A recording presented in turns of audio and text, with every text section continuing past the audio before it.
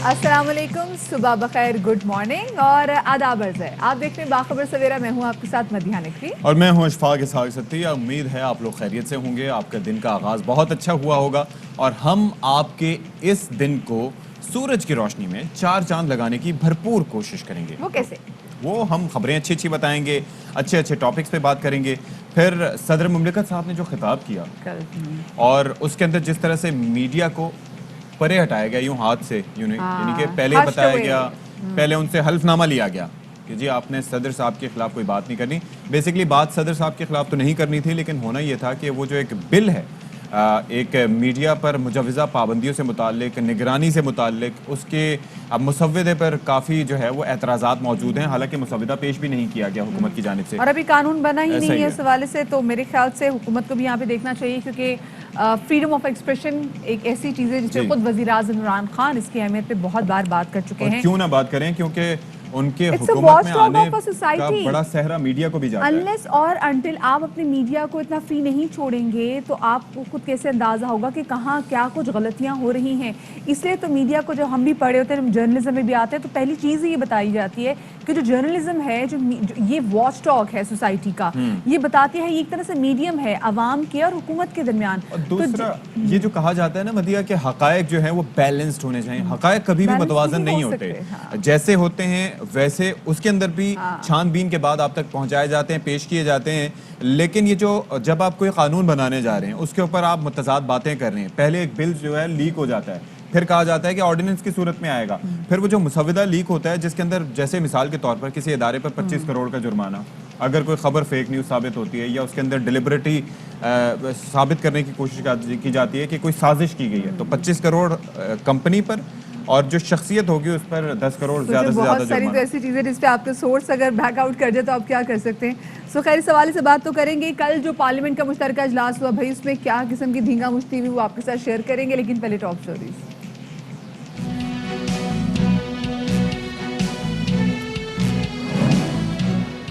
सदर मुमलिकत का हुकूमती कारकर्दगी पर जोर, अपोजिशन का शोर ही शोर। पार्लियामेंट के मुश्तरका इजलास में भी विफाक और अपोजिशन में इत्तेफाक नजर न आया।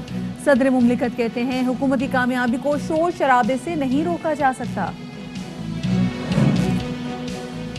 10वीं और 12वीं के तलबा के लिए अहम खबर, कोई फेल नहीं होगा, सब पास होंगे। बैन सूबाई वज़राए तालीम कॉन्फ्रेंस में फैसला, आइंदा साल का नया सेशन अगस्त से शुरू होगा।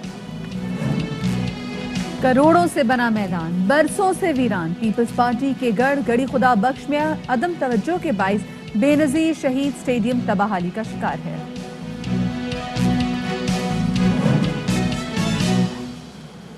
जी जनाब, तो बाखबर सवेरा के आगाज में सबसे पहले बात करेंगे, कल इस्लामाबाद में हुआ एक निहायती अहम इजलास। कल हमने देखा कि पार्लियामेंट का एक मुश्तरका इजलास हुआ था, जिसमें हमने जो सबसे ज़्यादा चीज़ नोट की वो ये थी कि भाई हुकूमती नुमाइंदे जो कि हमारे वोटों के बाद जाते हैं, हमारी मुश्किलात को आगे जाके रिप्रेजेंट करने के लिए, जो हमारी ज़बान बनने के लिए आगे जाते हैं, उनके अंदर समहाउ अदम बर्दाश्त जो है वो दिन ब दिन बढ़ता चला जा रहा है। चाहे आप हुकूमत हो, अपोजिशन हो, आपस में हम देख रहे हैं कि बहुत सारी चीज़ों में आमने सामने हो जाती हैं और एक दूसरे की बात सुनने को बिल्कुल तैयार नहीं है। सदर मुमलिकत आरिफ अलवी के पार्लियामेंट के मुश्तरका इजलास से इस खुताब के दौरान अपोजिशन ने खूब शोर शराबिया किया, यहाँ तक कि पार्लियामेंट का मुश्तरका सेशन एहतजाजी सेशन बन गया और सदर आरिफ अलवी के खिताब के दौरान जो अरकान हैं वो बैनर्स उठाए डाइस के सामने और अपने निशिस्तों पर खड़े एहतजाज कर काफी। बल्कि मैं ये कहूँगा कि हुकूमत अपोजिशन को बर्दाश्त नहीं कर रही, अपोजिशन हुकूमत को बर्दाश्त नहीं कर रही, और अक्सर ऐसा होता है कि सिटिंग गवर्नमेंट से मीडिया भी बर्दाश्त नहीं होता। और इसके अंदर जो इजलास हुआ गुज़श्ता रोज़, उसके अंदर इसकी हमने कुछ झलक भी देखी। आजाद करो, आजाद करो मीडिया को, आजाद करो। अच्छा, इतना वहाँ पर एहतजाज किया जा रहा था, जिसकी वजह से ऑफ कोर्स वहाँ पे लोग काफ़ी ऊंचा बोल रहे थे, बाब नारे लगा रहे थे, और इसकी वजह से सदर मुमलिकत को ऊंची आवाज़ में वहाँ पे खिताब करना पड़ा और बार बार हमने देखा कि वो पानी भी पी रहे थे।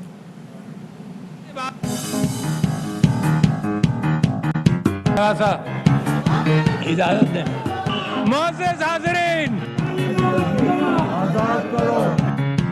اس کے باوجود کہ آپ شور مچائیں حقیقت تسلیم کرنی پڑے گی. صبر کریں گے, سنیں گے. عوام کو بات سمجھ آ گئی ہے, یہاں بھی لوگوں کو سمجھ آنی چاہیے. پھر میڈیا کا میں شکریہ ادا کرتا ہوں. رجسٹر کرنا پڑے گا. کچھ باتیں سن لیں گے تو سمجھ میں بھی آ جائیں گی, دل اور دماغ میں اتر جائیں گی, عقل میں آ جائیں گی. شروع میں بہت زور زور سے بولنا پڑا تو پیاس زیادہ لگی. اچھا, یہ انہوں نے گیلری کی طرف جو اشارہ کیا تھا اشفاق, میرے خود سے ان کو خود بھی آئیڈیا ہوگا تھا کہ گیلری میں تو کوئی بیچارے جرنلسٹ نظر نہیں آ رہے. پہلے انہیں آئیڈیا نہیں تھا, جب انہوں نے میڈیا کا شکریہ ادا کیا تو پھر اس کے بعد یہ اشارہ کیا کہاں گئے یہ سارے. لیکن بہرحال انہوں نے کہا کہ ملک کی ترقی کا صحرا جو ہے وہ وزیر اعظم صاحب کے سر جاتا ہے اور انتخابات میں شفافیت کے لیے اصلاحات کی ضرورت ہے, اور ای وی ایم سے انتخابات میں شفافیت اور نتائج کا پتہ چلے گا. کل کا اجلاس بہت زیادہ اہم تھا, لیکن کل جو افسوسناک بات تھی وہ یہ تھی کہ کل پریس گیلری بند تھی, اور پریس گیلری بند کیے جانے کے خلاف صحافیوں نے پھر وہاں پر احتجاج بھی کیا, اور پارلیمنٹ کے گیٹ نمبر 1 پر دھرنا بھی دیا. ہم دیکھ سکتے ہیں جو ریڈ کارپٹ وہاں پہ بچھا ہوا تھا, تو وہاں پر یہ تمام تر جو سینئر جرنلسٹ ہیں جو اسپیسیفکلی جو پارلیمنٹ کے تمام تر ایشوز دیکھتے ہیں وہ وہاں پر چوکڑی مار کے بھی بیٹھے رہے. اپوزیشن جماعتوں کا کہنا ہے کہ پی ایم جی اے کا کالا قانون پاس نہیں ہونے دیں گے. ادھر وفاقی وزیر اطلاعات فواد چودھری صاحب اس کے جواب میں کہتے ہیں کہ اپوزیشن نے مسودہ پڑھا, نہ ہی ان کی دلچسپی ہے. صحافی برادری کو پی ایم جی اے پر اعتراض ہے تو کوئی تجویز دے. صحافی برادری بتائے کہ جعلی خبروں سے کس طرح نمٹا جائے.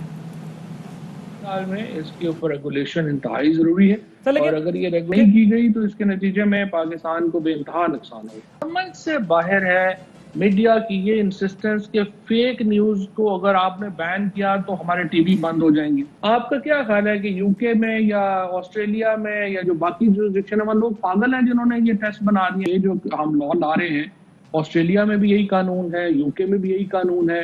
یہ فیصلہ تو پارلیمنٹ نے کرنا ہے, کوئی کرنے والا سے نہیں کرنا. پارلیمنٹ میں جائے گا, پارلیمنٹ دیکھ لے گی اس کو کیسے کرنا. سارے لوگ جو کراچی سے آئے ہیں, ادھر سے آئے ہیں, وہ کیا خود ہی آ گئے ہیں؟ ہمیں نہیں پتا کہ ٹکٹس کون دے رہا ہے, ہمیں نہیں پتا کہ پیچھے سے ٹھہرا ہوٹلوں میں کون رہا ہے. پوزیشن کا تو ایک سمپل اصول ہے نا کہ وہ تو جا کے شیطان کے ساتھ بھی بیٹھ جائیں گے. تو جناب اس تمام تر صورتحال پر بات کر لیتے ہیں. تحریک انصاف کے رہنما صداقت علی عباسی صاحب ہمارے ساتھ موجود ہیں. بہت شکریہ جی صداقت صاحب, آپ نے ہمارے لیے وقت نکالا.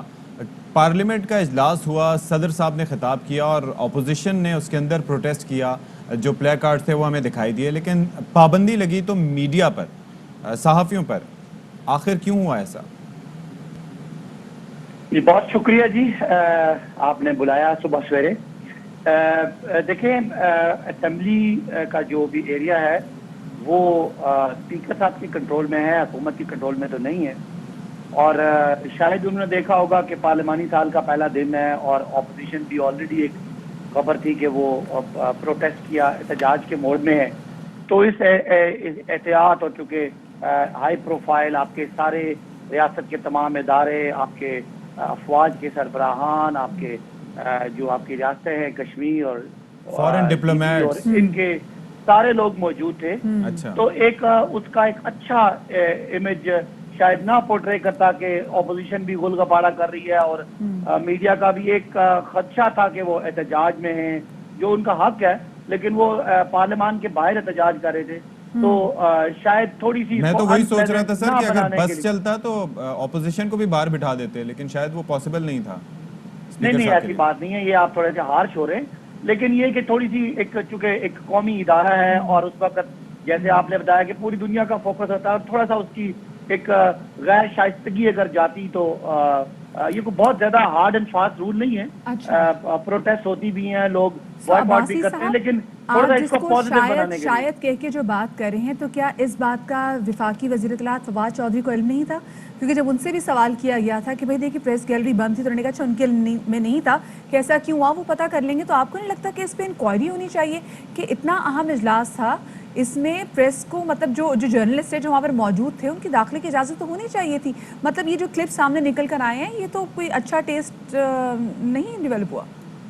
دیکھیے فواد صاحب نے جو کہا بالکل ٹھیک کہا, کہ کوئی یہ بیسیکلی اس وزیر اطلاعات کی ڈومین نہیں ہے، یہ ڈومین اسپیکر کی ہے. پارلیمان کوئی حکومت کا ادارہ نہیں ہے، پارلیمان ایک مشترکہ ادارہ ہے، ایک ریاستی ادارہ ہے جس کی ذمہ داری، جس کا کسٹوڈین اسپیکر ہوتا ہے. تو اسپیکر صاحب اس کا جواب دے سکتے ہیں کہ انہوں نے شاید ایک، جیسے میں نے کہا کہ غیر شائستگی کا ایک امیج جانے کو روکا، اور اس کے دونوں طرف کے آرگومنٹ جمہوریت ہیں. کا حسن ہوتا ہے پروٹیسٹ، اور وہ جو صحافی تھے جن 25 صحافیوں کو پاسز جاری کیے گئے تھے ان سے حلف لیا گیا تھا کہ بھائی آپ وہاں پر کوئی شور شرابہ یا پروٹیسٹ نہیں کریں گے. حالانکہ صحافیوں کا کام ہوتا ہے کہ اگر کوئی چیز غلط ہے نشاندہی کرنا، اور یہ جو پارلیمان ہوتی ہے یہ یا اگر اسمبلی ہوتی ہے تو یہاں پر پروٹیسٹ ہوتے ہیں. یہ کوئی اچھمبے کی بات نہیں ہے، دنیا بھر میں ایسا ہوتا ہے. اشفاق، یہ جمہوریت کا حسن ہے، وہ حسن تھوڑا سا اچھا ہوتا ہے. بہت زیادہ بھی حسن ہو جائے تو کہتے ہیں نا too much of every thing is bad. تو یہ ایک خدشے کے تحت کیا. میں اس کو حکومت کا چونکہ یہ ایکٹ نہیں ہے تو میں اس کو زیادہ اس پہ کامنٹ کیا کروں. حکومت کا جیسے میں، لیکن آپ یہ کہہ رہے ہیں کہ ٹھیک کیا، مطلب آپ یہ بھی نہیں کہہ رہے کہ نہیں کرنا چاہیے تھا. میں نے کہا arguments are on both side.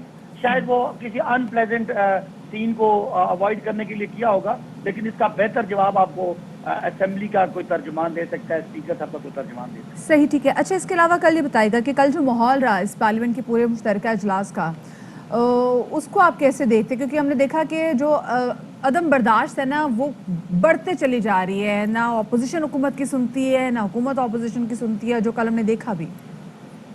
ابھی تو آپ نے کہا کہ یہ احتجاج جو ہے یہ جمہوریت کا حسن ہے، تو تھوڑا بہت حسن چلنے دیں.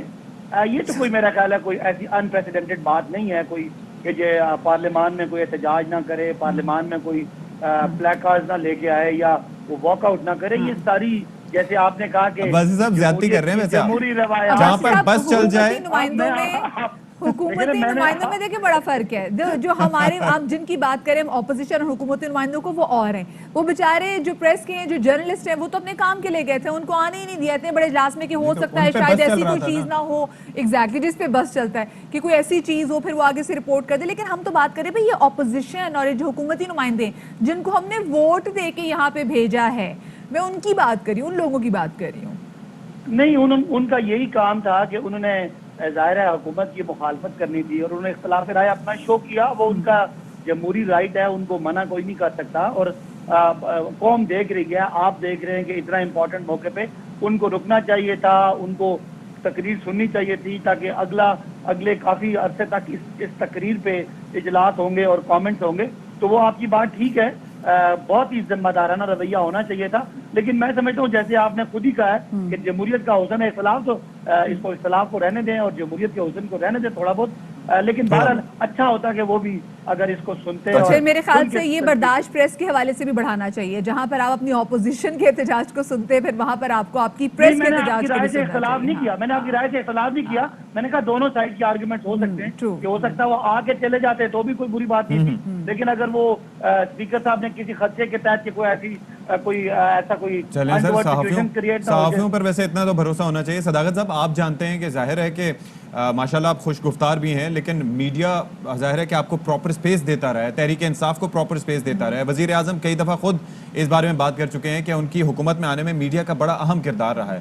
تو اس حوالے سے تھوڑا سا برداشت کا فیکٹر. اچھا، یہ جو قانون ہے پی ایم ڈی اے سے متعلق، اس پر کیا نقطہ نظر ہے آپ کا؟ کیونکہ مسودہ جو ہے وہ صحافتی تنظیموں کے ساتھ یا کسی کے ساتھ شیئر نہیں کیا گیا اور قانون لانے کی باتیں ہو رہی ہیں. تو اب یہ معاملہ کہاں تک پہنچا ہے؟ کوئی ڈیڈ لاک ہے اس پہ؟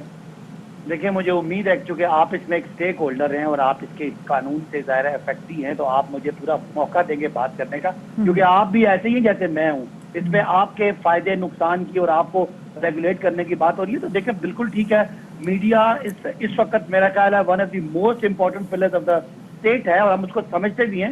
لیکن یہ آپ کیوں چاہتے ہیں کہ میڈیا کو کسی پابندی میں نہیں ہونا چاہیے، کسی ریڈ لائنز نہیں ہونی چاہیے، ریاستی اداروں کے خلاف کوئی ایک حد سے زیادہ نہیں جانا چاہیے، کوئی فیک نیوز نہیں آنی چاہیے؟ تو یہ تو پوری دنیا میں ہے، جیسے باقی اداروں کا، باقی ہر ڈپارٹمنٹ کا، ہر کا ایک ادارہ ہے. تو یہ تو آپ کی بہتری کے لیے اور آپ کو یعنی ایک ون ونڈو آپریشن ہے میڈیا کے. نہیں سر، اس کے اندر 3 اعتراضات ہیں، 3 یا 4 اعتراضات ہیں. ایک تو یہ ہے کہ مسودہ شیئر نہیں کیا جا رہا جو کہ اسٹیک ہولڈرز ہیں. دوسرا اعتراض یہ ہے کہ ہائی کورٹ میں اپیل کا اختیار نہیں دیا جا رہا. پہلے مشرف صاحب کے دور میں بھی ہائی کورٹ میں اپیل کا اختیار ہوتا تھا، ریلیف مل جاتا تھا. تیسرا یہ ہے کہ حکومت فیصلہ کرے گی کہ کس نے کیا کرنا ہے. ظاہر ہے اگر حکومت پابندی لگائے گی، کوئی آٹونومس باڈی ہو جو اپنے طور پر فیصلہ کرے، تو وہ بہتر لگتا ہے. لیکن حکومت اگر ڈیسائیڈ کرے گی تو وہ تو بڑا مشکل ہو جائے گا, جہاں پر اسے پابندی لگانی ہوگی وہ کر دے گی فوراً.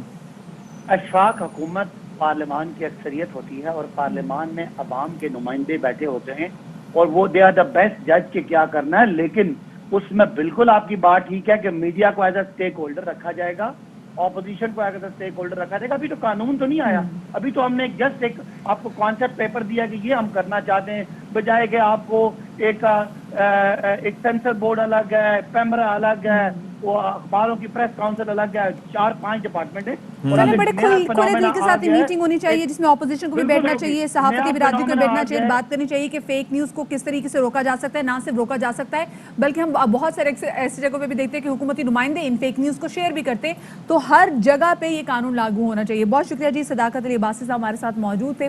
اور کل کے اجلاس میں جیسے ہم نے دیکھا کہ اپوزیشن نے بھرپور احتجاج کیا, اسی والے سے بات کریں گے. پاکستان پیپلز پارٹی کے رہنما قادر خان مندقل ہمارے ساتھ موجود ہیں.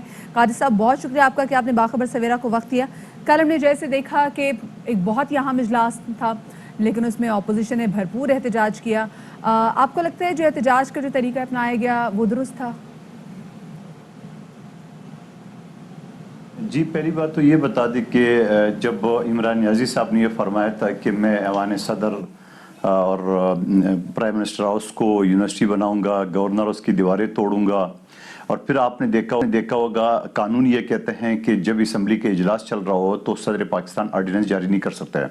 آپ نے دیکھا پچھلے 3 سال میں صدر پاکستان نے سوائے آرڈیننس جاری کرنے کا اور کون سا کام کیا ہے؟ اتنی بڑی محل میں بیٹھے ہوئے ہیں, 2400 کے لگ بھگ وہاں ملازمین کام کر رہے ہیں, کروڑوں روپے تنخواہ ہے. کوئی ایک کام تو مجھے بتا دو کہ وہ کسی کی داد رسی کے لیے گیا ہوگا, کوئی فاتحہ کے لیے گیا ہوگا, کسی حادثے پہ گیا ہوگا سوائے آرڈیننس جاری کا. تو جب آرڈیننس جاری کرنے والے کا یہ حال ہے 3 سال میں, تو اس کی بات سننا. بہرحال ہم نے اپنا احتجاج ریکارڈ کرا ہے. اپوزیشن نے نہ صرف ہم نے جو 17,000 سے زیادہ ملازمین کو فارغ کی ہے اس کے بارے میں, مہنگائی کے بارے میں, اور میڈیا کے اوپر جو قدغن لگانے کے میڈیا کنٹرول اتھارٹی کے جو یہ آرڈیننس لا رہے, اس حوالے سے ہم نے اپنا احتجاج ریکارڈ کرا ہے. قادر مندقل صاحب, حکومت چاہتی ہے کہ انتخابی اصلاحات کی جائیں, تو کیا ای وی ایم یعنی کہ الیکٹرانک ووٹنگ مشینز کے معاملے پر اپوزیشن کوئی لچک دکھائے گی؟ جس ای وی ایم کو یورپ نے مسترد کیا ہو, برطانیہ جیسا بڑے ملک نے اس کو مسترد کیا ہوگا, اور برطانیہ کو بھی چھوڑی ہے, پاکستان کا الیکشن کمیشن نے اس کو مسترد کیا ہے. نہ پہلے مسترد کیا ہے, باقاعدہ پرائم منسٹر کو خط لکھا ہے کہ آئین کی خلاف ورزی اب کرے ہو, اور پھر اس کے بعد انہوں نے 37 جو اعتراضات لگا ہے, اور 37 اعتراضات کے بعد زبردستی اسے منوانا. اور پھر میں یہ بھی کہنا چاہ رہا ہوں موجودہ حکومت سے, جس طرح وزیر اعظم صاحب فرماتے ہیں کہ میں نے الیکٹرانک مشین کے ذریعے الیکشن کرانا ہے, بابا کوئی ان کو یہ بھی بتا دے کہ آپ ہوتے کون ہو کرانے والا, یہ کام تو الیکشن کمیشن کا ہے. اور آپ نے اگر خوش قسمتی سے باقی مانگا 2 سال بھی پورے کر دیے ہے تو آپ 3 مہینے پہلے فارغ ہو جائیں گے, اور کیئر ٹیکر حکومت آئے گا, اور کیئر ٹیکر حکومت جو ہے نا مانیٹر کرے گی, اور الیکشن تو الیکشن کمیشن نے کرانا ہے. جب الیکشن کمیشن اس کو مسترد کر چکے تو آپ زبردستی منوانا. تو ہم نے 2018 کا آپ کا RTS سسٹم بھی دیکھ لیے جو بیٹھ گیا اس الیکٹرانک مشین کے اوپر, جس کا کوئی سر پیر نہیں ہے, جس کو 15 منٹ میں ہیک کیا جا سکتا ہے, جس کو مانیٹر کرنے کے لیے, جس کے سافٹ ویئر, جس کے بہت سارے خدشات ہیں.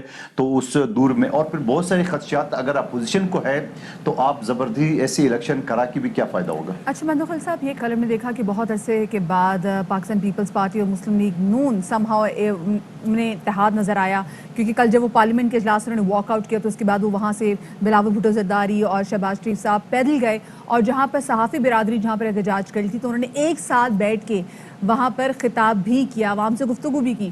تو مجھے بتائے گا کہ یہ اس پہ تو میں یونٹی نظر آ گئی. آگے جا کے جیسے شہباز شریف صاحب بھی کافی ذرا پرامید نظر آ رہے ہیں کہ پاکستان پیپلز پارٹی اور ANP کو دوبارہ کے PDM میں واپس شمولیت اختیار کرنی چاہیے, تو کیا آپ ایسا ہوتے ہوئے دیکھ رہے ہیں؟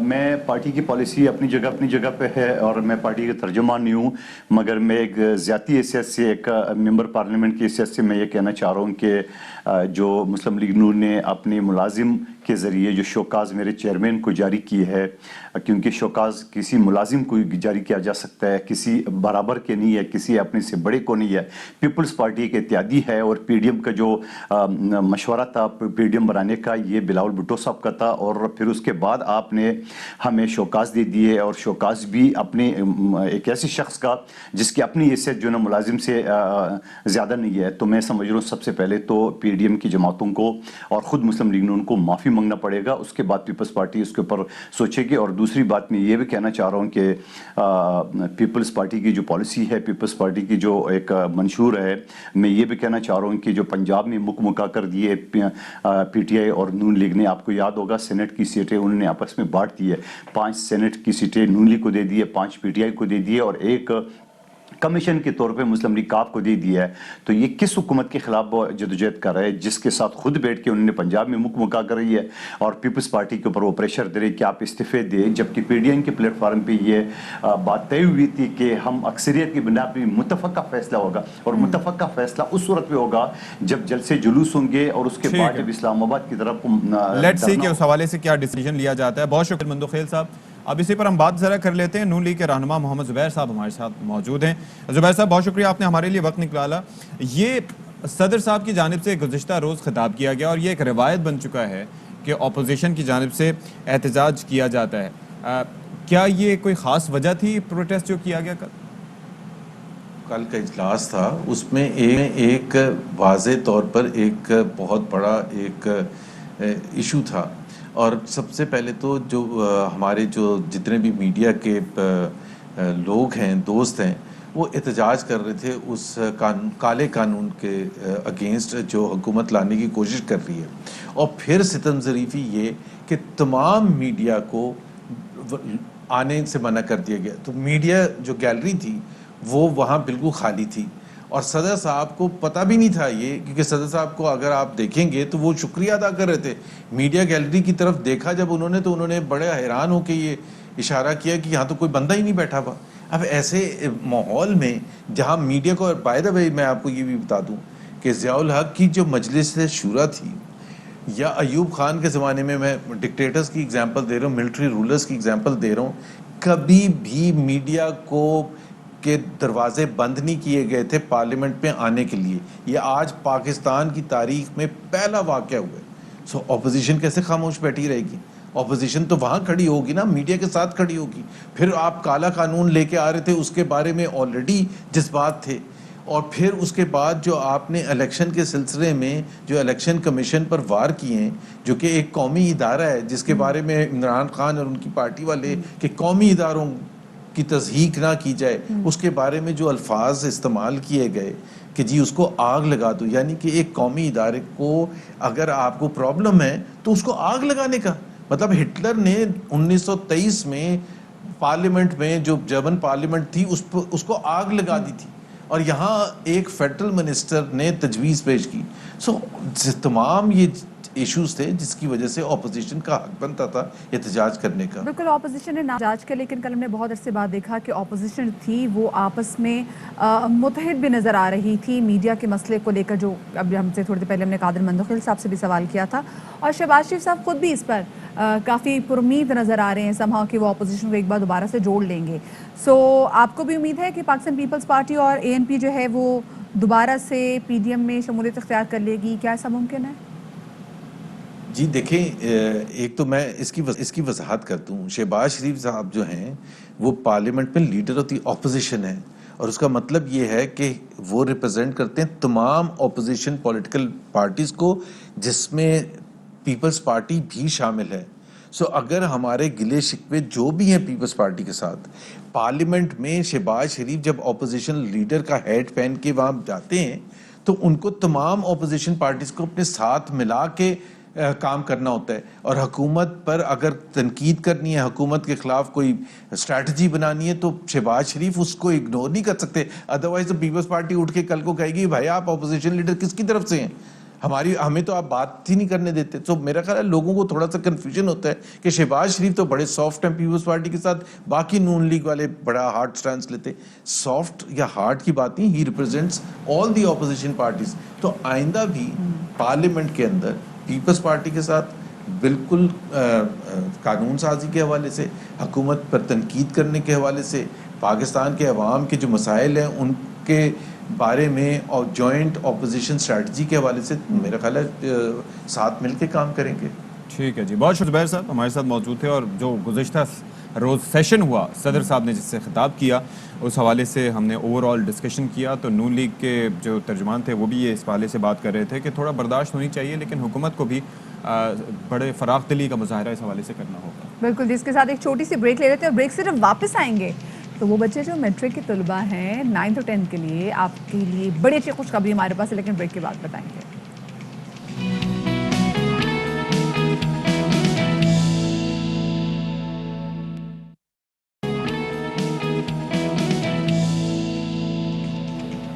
جی، تو تعلیم کے شعبے سے ایک خوشخبری، اور خوشخبری کا تذکرہ ہم جاتے ہوئے کر کے گئے تھے. اب ظاہر ہے کہ حکومت کی جانب سے یہ فیصلہ کیا گیا ہے، اور شفقت محمود صاحب نے جو ایک وزراء کا اوور آل اجلاس تھا جس میں صوبائی وزراء بھی شریک تھے، اور اس کی صدارت شفقت محمود صاحب جو کہ وزیر تعلیم تھے، تو انہوں نے فیصلہ یہ کیا ہے کہ 10ویں سے لے کے 12ویں تک کے جو اسٹوڈنٹس تھے وہ اب فیل نہیں ہوں گے، وہ سب کے سب پاس کر دیے جائیں گے، کیونکہ کورونا صورتحال کے باعث اب امتحانات ممکن دکھائی نہیں دے رہے. بالکل جی، اس لیے سب پاس ہوں گے. اور وفاقی وزیر تعلیم شفقت محمود کی زیر صدارت جو بین الصوبائی وزراء تعلیم کانفرنس ہوئی، اس میں بہت اہم فیصلے کیے جس سے بھی اشفاق نے آپ کے ساتھ شیئر بھی کیا. حکومت 10ویں اور 12ویں کلاس کے جو تمام تر امتحانات ہیں ان کے طلباء کو پاس کرنے کا فیصلہ کر لیا ہے. جو طلباء فیل ہوں گے ان کو رعایتی 33 نمبر دے کر پاس کر دیا جائے گا، جبکہ جو میٹرک اور انٹرمیڈیٹ کے امتحانات ہیں سال میں 2 بار ہوں گے. امتحانات کو سپلیمنٹری امتحانات کا نام نہیں دیا جائے گا. ساتھ میں یہ جو اجلاس ہوا اس میں بھی فیصلہ کیا گیا ہے کہ آئندہ سال میٹرک امتحانات مئی جون میں ہوں گے، اور جو نیا تعلیمی سیشن ہوگا وہ اگست سے شروع ہوگا. وفاقی وزیر تعلیم شفقت محمود نے ٹویٹر پر اپنے بیان میں کہا کہ بورڈ کے امتحانات آئندہ سال مئی جون میں ہوں گے، اور اگلا تعلیمی سال 22 اگست سے اسپیسیفکلی 22 اگست سے شروع ہوگا. لیکن جو اے لیولز کے امتحانات ہیں وہ اپنے شیڈیول کے مطابق ہوں گے، اور جامعات امتحانات کے لیے اپنا ٹائم ٹیبل بنائیں گی. تو اسی بارے میں بات کر لیتے ہیں. ماہر تعلیم عباس حسین صاحب موجود ہیں. بہت شکریہ جی، آپ نے ہمارے لیے وقت نکالا. اب یہ فرمائیے گا کہ یہ امتحانات لیے بھی ہیں، پھر اس کے بعد تمام طلباء کو پاس کرنے کا فیصلہ بھی کر لیا گیا ہے، کیا کوئی کنفیوژن آپ کو لگتا ہے کہ پائی جاتی ہے پالیسی میکنگ میں؟ نہیں، میں اس کے ساتھ بالکل تائید میں ہوں. اچھا.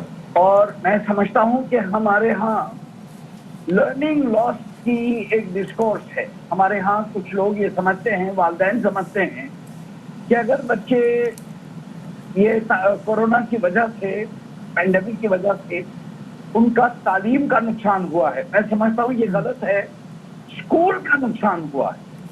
یعنی لرننگ لاس کے بجائے ہمیں کہنا چاہیے اسکولنگ لاس. اور اسکولنگ لاس ہم اچھی طرح سے جانتے ہیں کہ ہمارے نظام کے اندر میں کچھ بنیادی خامیاں ہیں. بہت ساری چیزیں جو ہم پڑھتے ہیں یہ پینڈیمک نے ثابت کر دیا کہ وہ بالکل بے سود و لا یعنی ہیں. دیرفور ان کا امتحان لینا اور اس حوالے سے بچوں پر فیصلہ کرنا کوئی خاص یعنی دنیا بھر میں بھی کوئی خاص سمجھداری کی بات نہیں.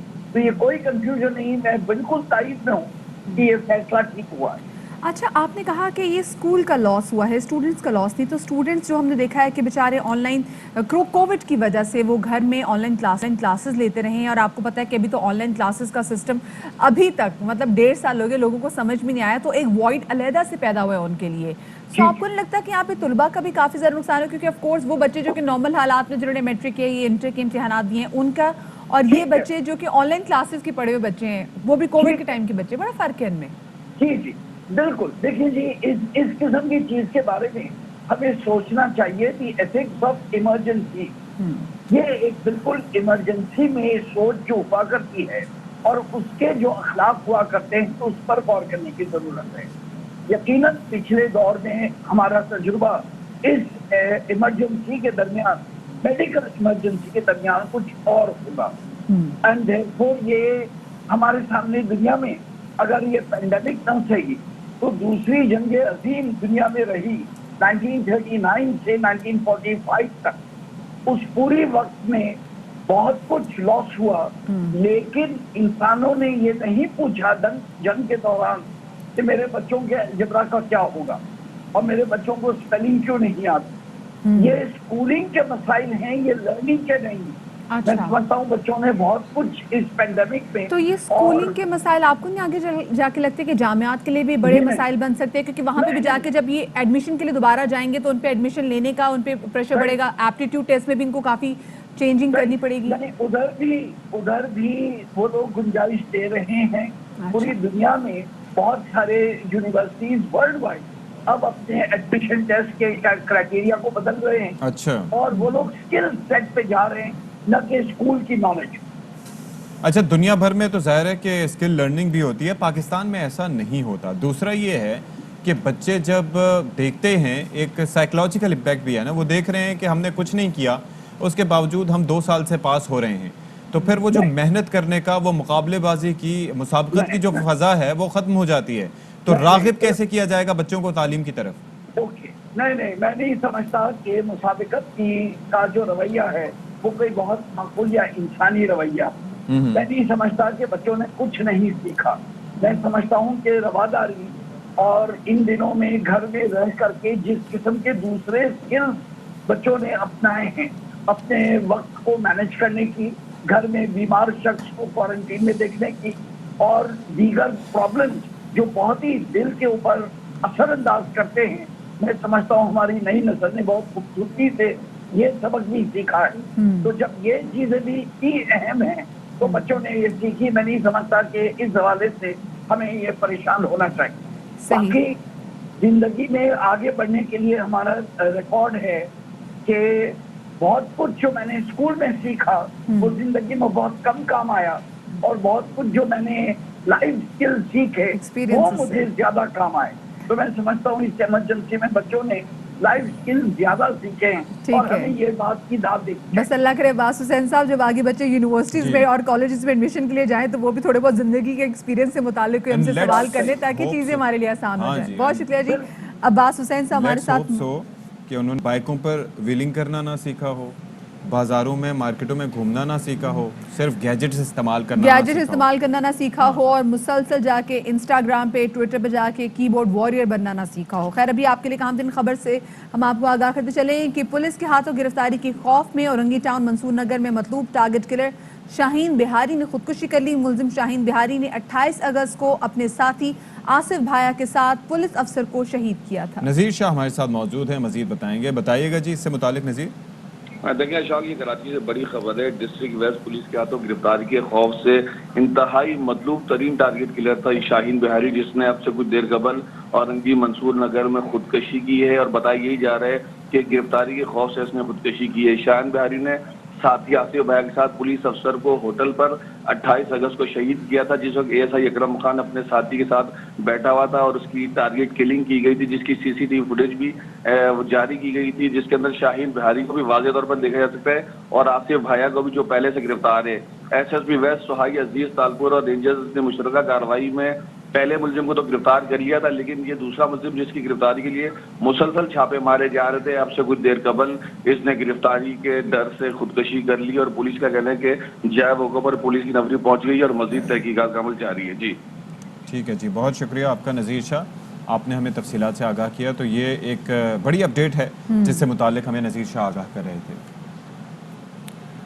जी जनाब, और अब बात करेंगे एक ऐसी जगह के हवाले से जिसको पाकिस्तान पीपल्स पार्टी का गढ़ कहा जाता है। हम बात करें गढ़ी खुदा बख्श की, जहां पर नौजवानों के लिए स्पोर्ट्स के अच्छे ज़राए और वसाइल पैदा करने के लिए एक स्टेडियम खोला गया था, जिस स्टेडियम का नाम था बेनज़ीर भुट्टो स्टेडियम। लेकिन इंतज़ामिया की गफलत और नाअहली की वजह से अब तक ये स्टेडियम जो है ये फंक्शनल ही नहीं हो सका। स्टेडियम की रौनक बहाल करने में अब तक पीसीबी भी कामयाब नहीं हो सकी। 13 साल गुजर गए, मॉडल सिटी बनाने का वादा तो वफा नहीं हुआ, जो वाहिद मंसूबा था वो भी आधा मुकम्मल हुआ और उसे भी इंतजामिया की लापरवाही ने यहाँ पे तबाह कर दिया। अच्छा, ये जो घास फूस दिखाई दे रही है ये स्टेडियम के अंदर ही है गालिबन, और इस पे ज़ाहिर हम मज़ीद भी बात करेंगे, लेकिन आप देख सकते हैं कि हालत ज़ार क्या है। जितनी तवज्जो दी जानी चाहिए उतनी तवज्जो नहीं है।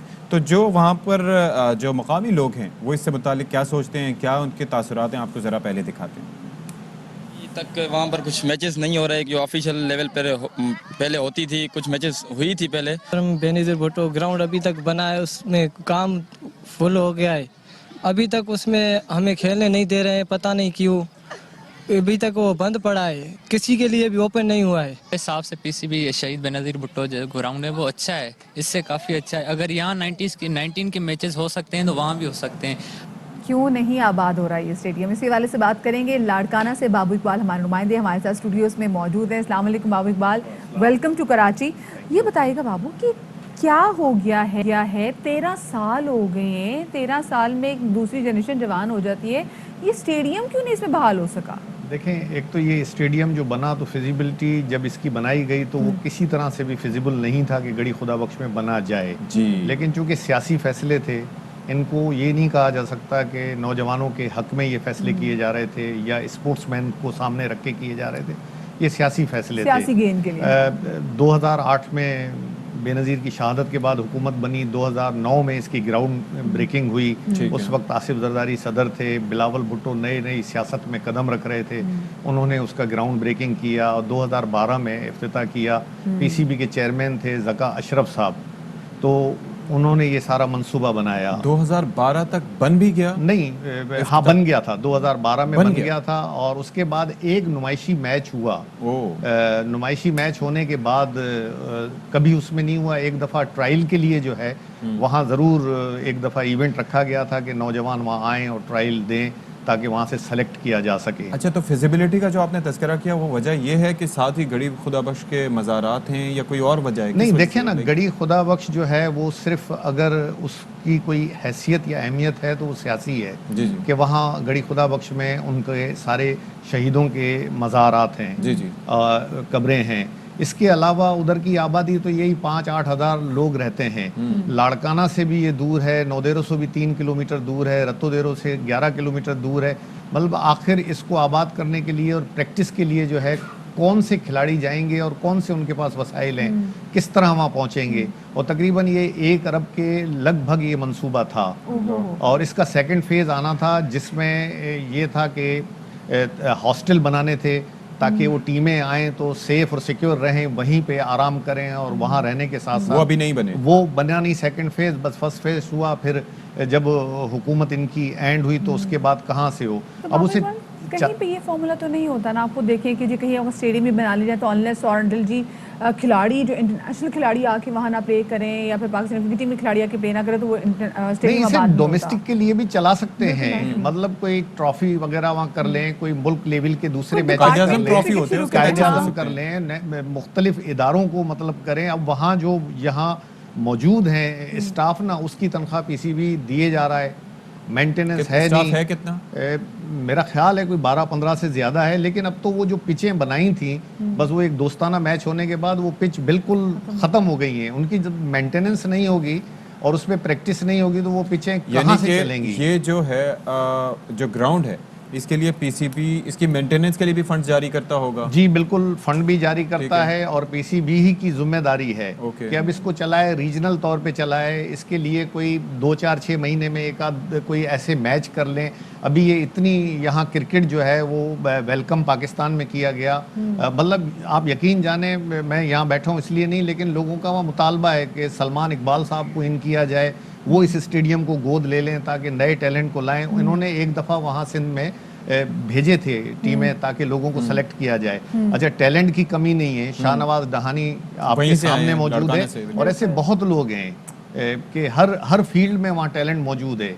पिछले 10-11 सालों से देखिए पाकिस्तान पीपल्स पार्टी भी, इनफैक्ट 9 सालों से देखिए पाकिस्तान पीपल्स पार्टी भी वहाँ पे जाती है बीबी की बरसी के वाले से। तो क्या, क्योंकि एक दफ़ा तो साल में वो आते ही आते हैं, पूरी क़यादत वहाँ पर जाती है, तो एक बार भी उनसे बात नहीं की कि भाई खुदा के लिए कुछ करें, हमारे वो बच्चे जो कि बना दिया है तो कुछ कर लें। अब उनका जवाब ये होता है कि जी सिंध गवर्नमेंट का ये मैंडेट नहीं है क्योंकि पीसीबी विफाक के अंडर में आती है और उसको चलाने की जिम्मेदारी उनकी है। लेकिन ये बनने के बाद भी इनकी गवर्नमेंट विफाक में 2 साल थी, 2 साल में इन्होंने कोई भी एक ऐसा मैच नहीं कराया, कोई टूर्नामेंट जिसकी वजह से आ सके। अब जहां 1 अरब रुपए के इस तरह हो तो उस वक्त एक हवा चली हुई थी सियासी तौर पे कि मंसूबे लाने हैं, इदारों को डायरेक्शन थी, बस जब आना है सदर साहब ने, इन्होंने तो हर प्रोजेक्ट की ग्राउंड ब्रेकिंग या ओपनिंग करनी है। आगे वो कामयाब हो या ना हो। जब ग्राउंड ब्रेकिंग होगी तो उसके बाद फिर ये पीसीबी के हवाले कर दिया गया स्टेडियम। उसी ने ही करवाया था ये सारा, उसी ने कराया था। अब नुमाइशी मैच भी उन्होंने करवाया, मेंटेनेंस भी पीसीबी के जिम्मे है। इसके अलावा जो मुलाजमीन है उनकी तनख्वाहें भी जारी हैं।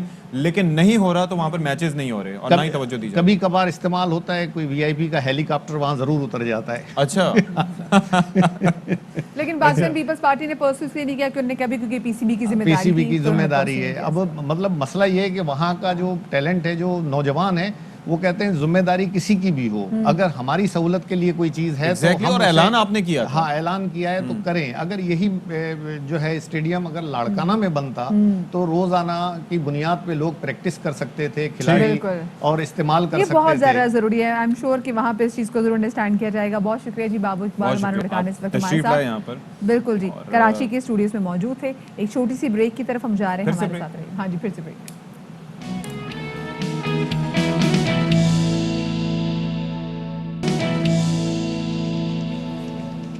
Welcome back after the break. اور بریک کے بعد آپ کو بتائیں کہ army chief general Qamar Javed Bajwa کا ہیڈ کوارٹرز کراچی کا دورہ. سپہ سالار کو آپریشنل تیاریوں, تربیتی انتظامی امور پر بریفنگ دی گئی اور صوبے میں داخلی سیکیورٹی کی صورتحال سے بھی آگاہ کیا گیا. وقت ایک بریک کا, بریک کے بعد آئیں گے.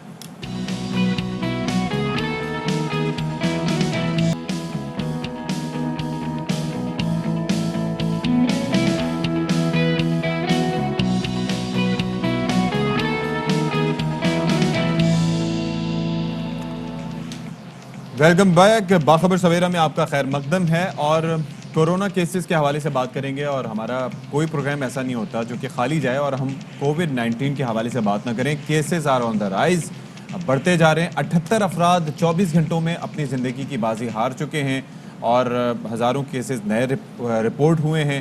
اور ویریئنٹ جو ہے ڈیلٹا, اس کے حوالے سے ہم بات کرتے ہیں. لیکن افسوسناک صورتحال یہ ہے کہ کہیں پر بھی آپ چلے جائیں, پبلک ٹرانسپورٹ کا حال دیکھ لیں, آپ مارکیٹوں کا حال دیکھ لیں, آپ جمز کا حال دیکھ لیں, وہاں پر بظاہر تو ایک پرچی لکھ کے لگا دی جاتی ہے کہ جی نو mask no entry, vaccination certificate دکھانا لازمی. لیکن آپ اگر جائیں گے تو کوئی آپ سے نہیں پوچھتا کہ بھائی آپ نے ویکسین لگوائی ہے, آپ نے ماسک پہنا ہے نہیں پہنا, اور نہ ہی ڈی سینیٹائزیشن ہوتی ہے ان علاقوں میں. بالکل اشفاق. اور اسپیسیفکلی ہم لاہور میں دیکھ رہے ہیں جس وقت پازیٹیوٹی کی شرح ہے نا وہ ہے 12%. لاہور میں ہم نے جیسے پچھلے دنوں دیکھا تھا کہ اسکول بھی 10 دنوں کے لیے بند کر دیے گئے تھے. پھر اس کے بعد یہ کہا جا رہا تھا کہ پیٹرول اسٹیشن پہ بھی جائیں گے تو اگر آپ کے پاس ویکسینیشن کارڈ نہیں ہوگا تو پیٹرول بھی آپ کو جناب نہیں ملے گا.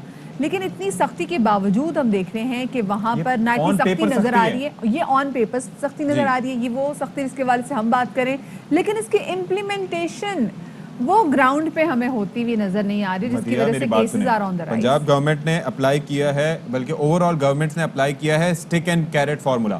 اور وہ فارمولا کیسے اپلائی کیا ہے؟ تمام آفیسرز کو کہہ دیا گیا ہے کہ draw stick and carrot on your paper, draw it on this paper. ہو گیا فارمولا. اس پیپر پہ ٹاپ سٹوریز بھی ہیں, ٹاپ سٹوریز کی جانب چلتے ہیں.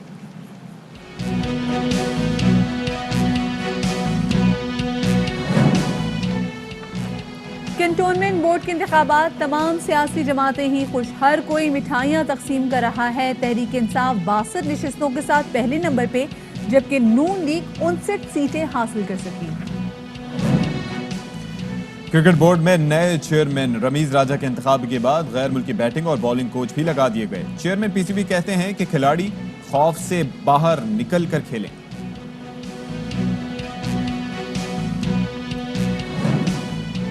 اور اشاروں کی زبان میں ایک دوسرے سے بات کرنا آسان ہوگا. بے نظیر بھٹو شہید یاری یونیورسٹی کے طلباء کا بڑا کارنامہ, سماعت اور گویائی سے محروم افراد کے لیے چیٹنگ اپلیکیشن تیار کری گئی. تو جناب کینٹونمنٹ بورڈ کے الیکشنز ہوئے اور ان کے نتائج سامنے آ گئے ہیں, اور غیر سرکاری نتائج کے مطابق تحریک انصاف اس وقت پہلے نمبر پر ہے, اور تحریک انصاف کی جو نشستیں ہیں ان کی تعداد ہے 62, جبکہ نون لیگ کی جو نشستیں ہیں وہ ہیں 3 کم, یعنی کہ ان کی نشستیں ہیں 59. بالکل جی, اس طرح سے ہم دیکھتے ہیں کہ مسلم لیگ نون جو ہے وہ دوسرے نمبر پر ہے. آزاد امیدوار, انہوں نے بڑی سیٹیں لی ہیں جناب, انہوں نے تقریباً 52 سیٹیں سیکیور کی ہیں. پاکستان پیپلز پارٹی کی بات کریں تو پاکستان پیپلز پارٹی 17 سیٹیں نکال سکی ہے. پنجاب میں انفارچونیٹلی پاکستان پیپلز پارٹی نے 1 سیٹ بھی نہیں نکالی. ایم کیو ایم پاکستان نے 10 اور جماعت اسلامی 7 نشستوں پر کامیاب ہوئی ہے. اور بلاول بھٹو زرداری کہتے ہیں کہ پشاور میں ماضی کی ایک نشست کے مقابلے میں 2 نشستوں پر ان کو کامیابی ملی ہے, جبکہ کراچی میں ماضی کے مقابلے میں 3 کی بجائے پی پی نے 11 نشستیں جیتی ہیں. تو کینٹونمنٹ بورڈ الیکشن کے نتائج کے بعد سیاسی جماعتیں آئندہ الیکشن کو لے काफ़ी ज़्यादा पुरुमीद नज़र आ रही है और वफाकी वजीर असद उमर साहब कहे हैं कि कैंटोनमेंट बोर्ड इलेक्शन में पीटीआई ने साबित कर दिया है कि वो मुल्क की अक्सरियती जमात है। जी, तो अब इस पर जरा तज्जिया ले लेते हैं। हमारे साथ मौजूद हैं तज्जियाकार मजहर अब्बास साहब। बहुत शुक्रिया सर, आपने अलग सुबह हमारे लिए वक्त निकाला। ये कैंटोनमेंट बोर्ड के जो इलेक्शंस हैं उसके बाद हम ये देख रहे हैं कि तहरीक इंसाफ ने तो चले अक्सरियत हासिल की ही है, 3 नशिस्तें उनकी ज़्यादा हैं, नून लीग ने भी अच्छे नताइज ले लिए हैं, इंडिपेंडेंट भी आगे आ गए हैं। तो इस सूरत हाल में वैसे खुश होने का हक किसका बनता है? बहुत बहुत शुक्रिया। मेरा ख्याल है सारे ही लोग खुश हों, जो खासतौर पे नून लीग और पीटीआई दोनों के लिए खुशी भी है और सोचने का भी मकाम है। पीटीआई के लिए सबसे ज़्यादा गौर तलब बात यह है कि पंजाब के जो नताइज हैं वो उनके लिए बिल्कुल भी इत्मीनान बख्श नहीं है, इसलिए कि असल मुकाबला आइंदा आम इंतखाबात में पंजाब में ही होगा और इसके बाद इस चीज़ का इम्कान मुझे कम लग रहा है कि पीटीआई की गवर्नमेंट जो है वो बग़ैर कोई बड़ी तब्दीली के पंजाब के इलेक्शन में लोकल बॉडीज इलेक्शन करवा पाएगी, क्योंकि ये नताइज तो कतई तौर पर। और देखें जो अर्बन एरियाज हैं, क्योंकि पीटीआई की स्ट्रेंथ जो है वो अर्बनाइज रही है, उनकी जो मिडिल क्लास जो उनकी सपोर्टर्स हैं, जो एजुकेटेड क्लास है, जो फैमिलीज हैं, और कैंटोनमेंट बोर्ड से लाहौर, मुल्तान, पिंडी, इन सब में पीटीआई का हारना जो है वो मेरा ख्याल है वज़ीर आज़म इमरान खान को संजीदगी से सोचना पड़ेगा कि उन्होंने जो पंजाब की वज़ारत आला दी हुई है उसके नताइज अगर हम देखें तो वो अच्छे नहीं आ रहे। आप ज़मीनी इलेक्शन बाय एंड लार्ज छोड़ दें, सियालकोट का छोड़ के उसको देख लें, कैंटोनमेंट बोर्ड के इलेक्शंस देख लें, ऐसे में क्या वो बल्दियाती इलेक्शन का रिस्क लेंगे?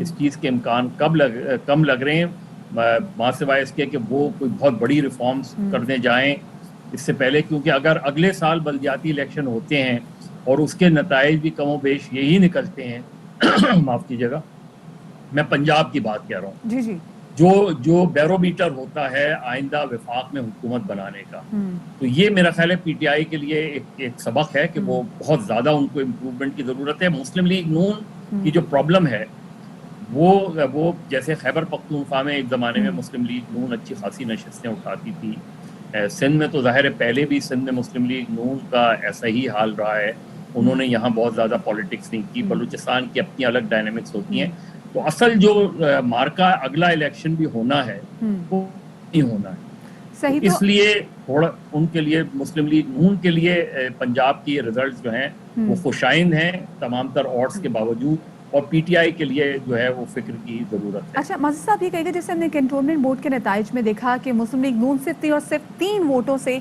पाकिस्तान तहरीक इंसाफ जो कि हुकूमती जमात है उससे पीछे है, तो जो नताइज अभी सामने आए हैं तो उससे क्या मोहतात अंदाजे से हम ये कॉम्प्रीहेंड कर सकते हैं कि ये जो रिजल्ट्स आए हैं ये समहाउ आगे जाके जो आम इंतखाबात हैं उनका हाल भी हमें बता रहे हैं अभी से?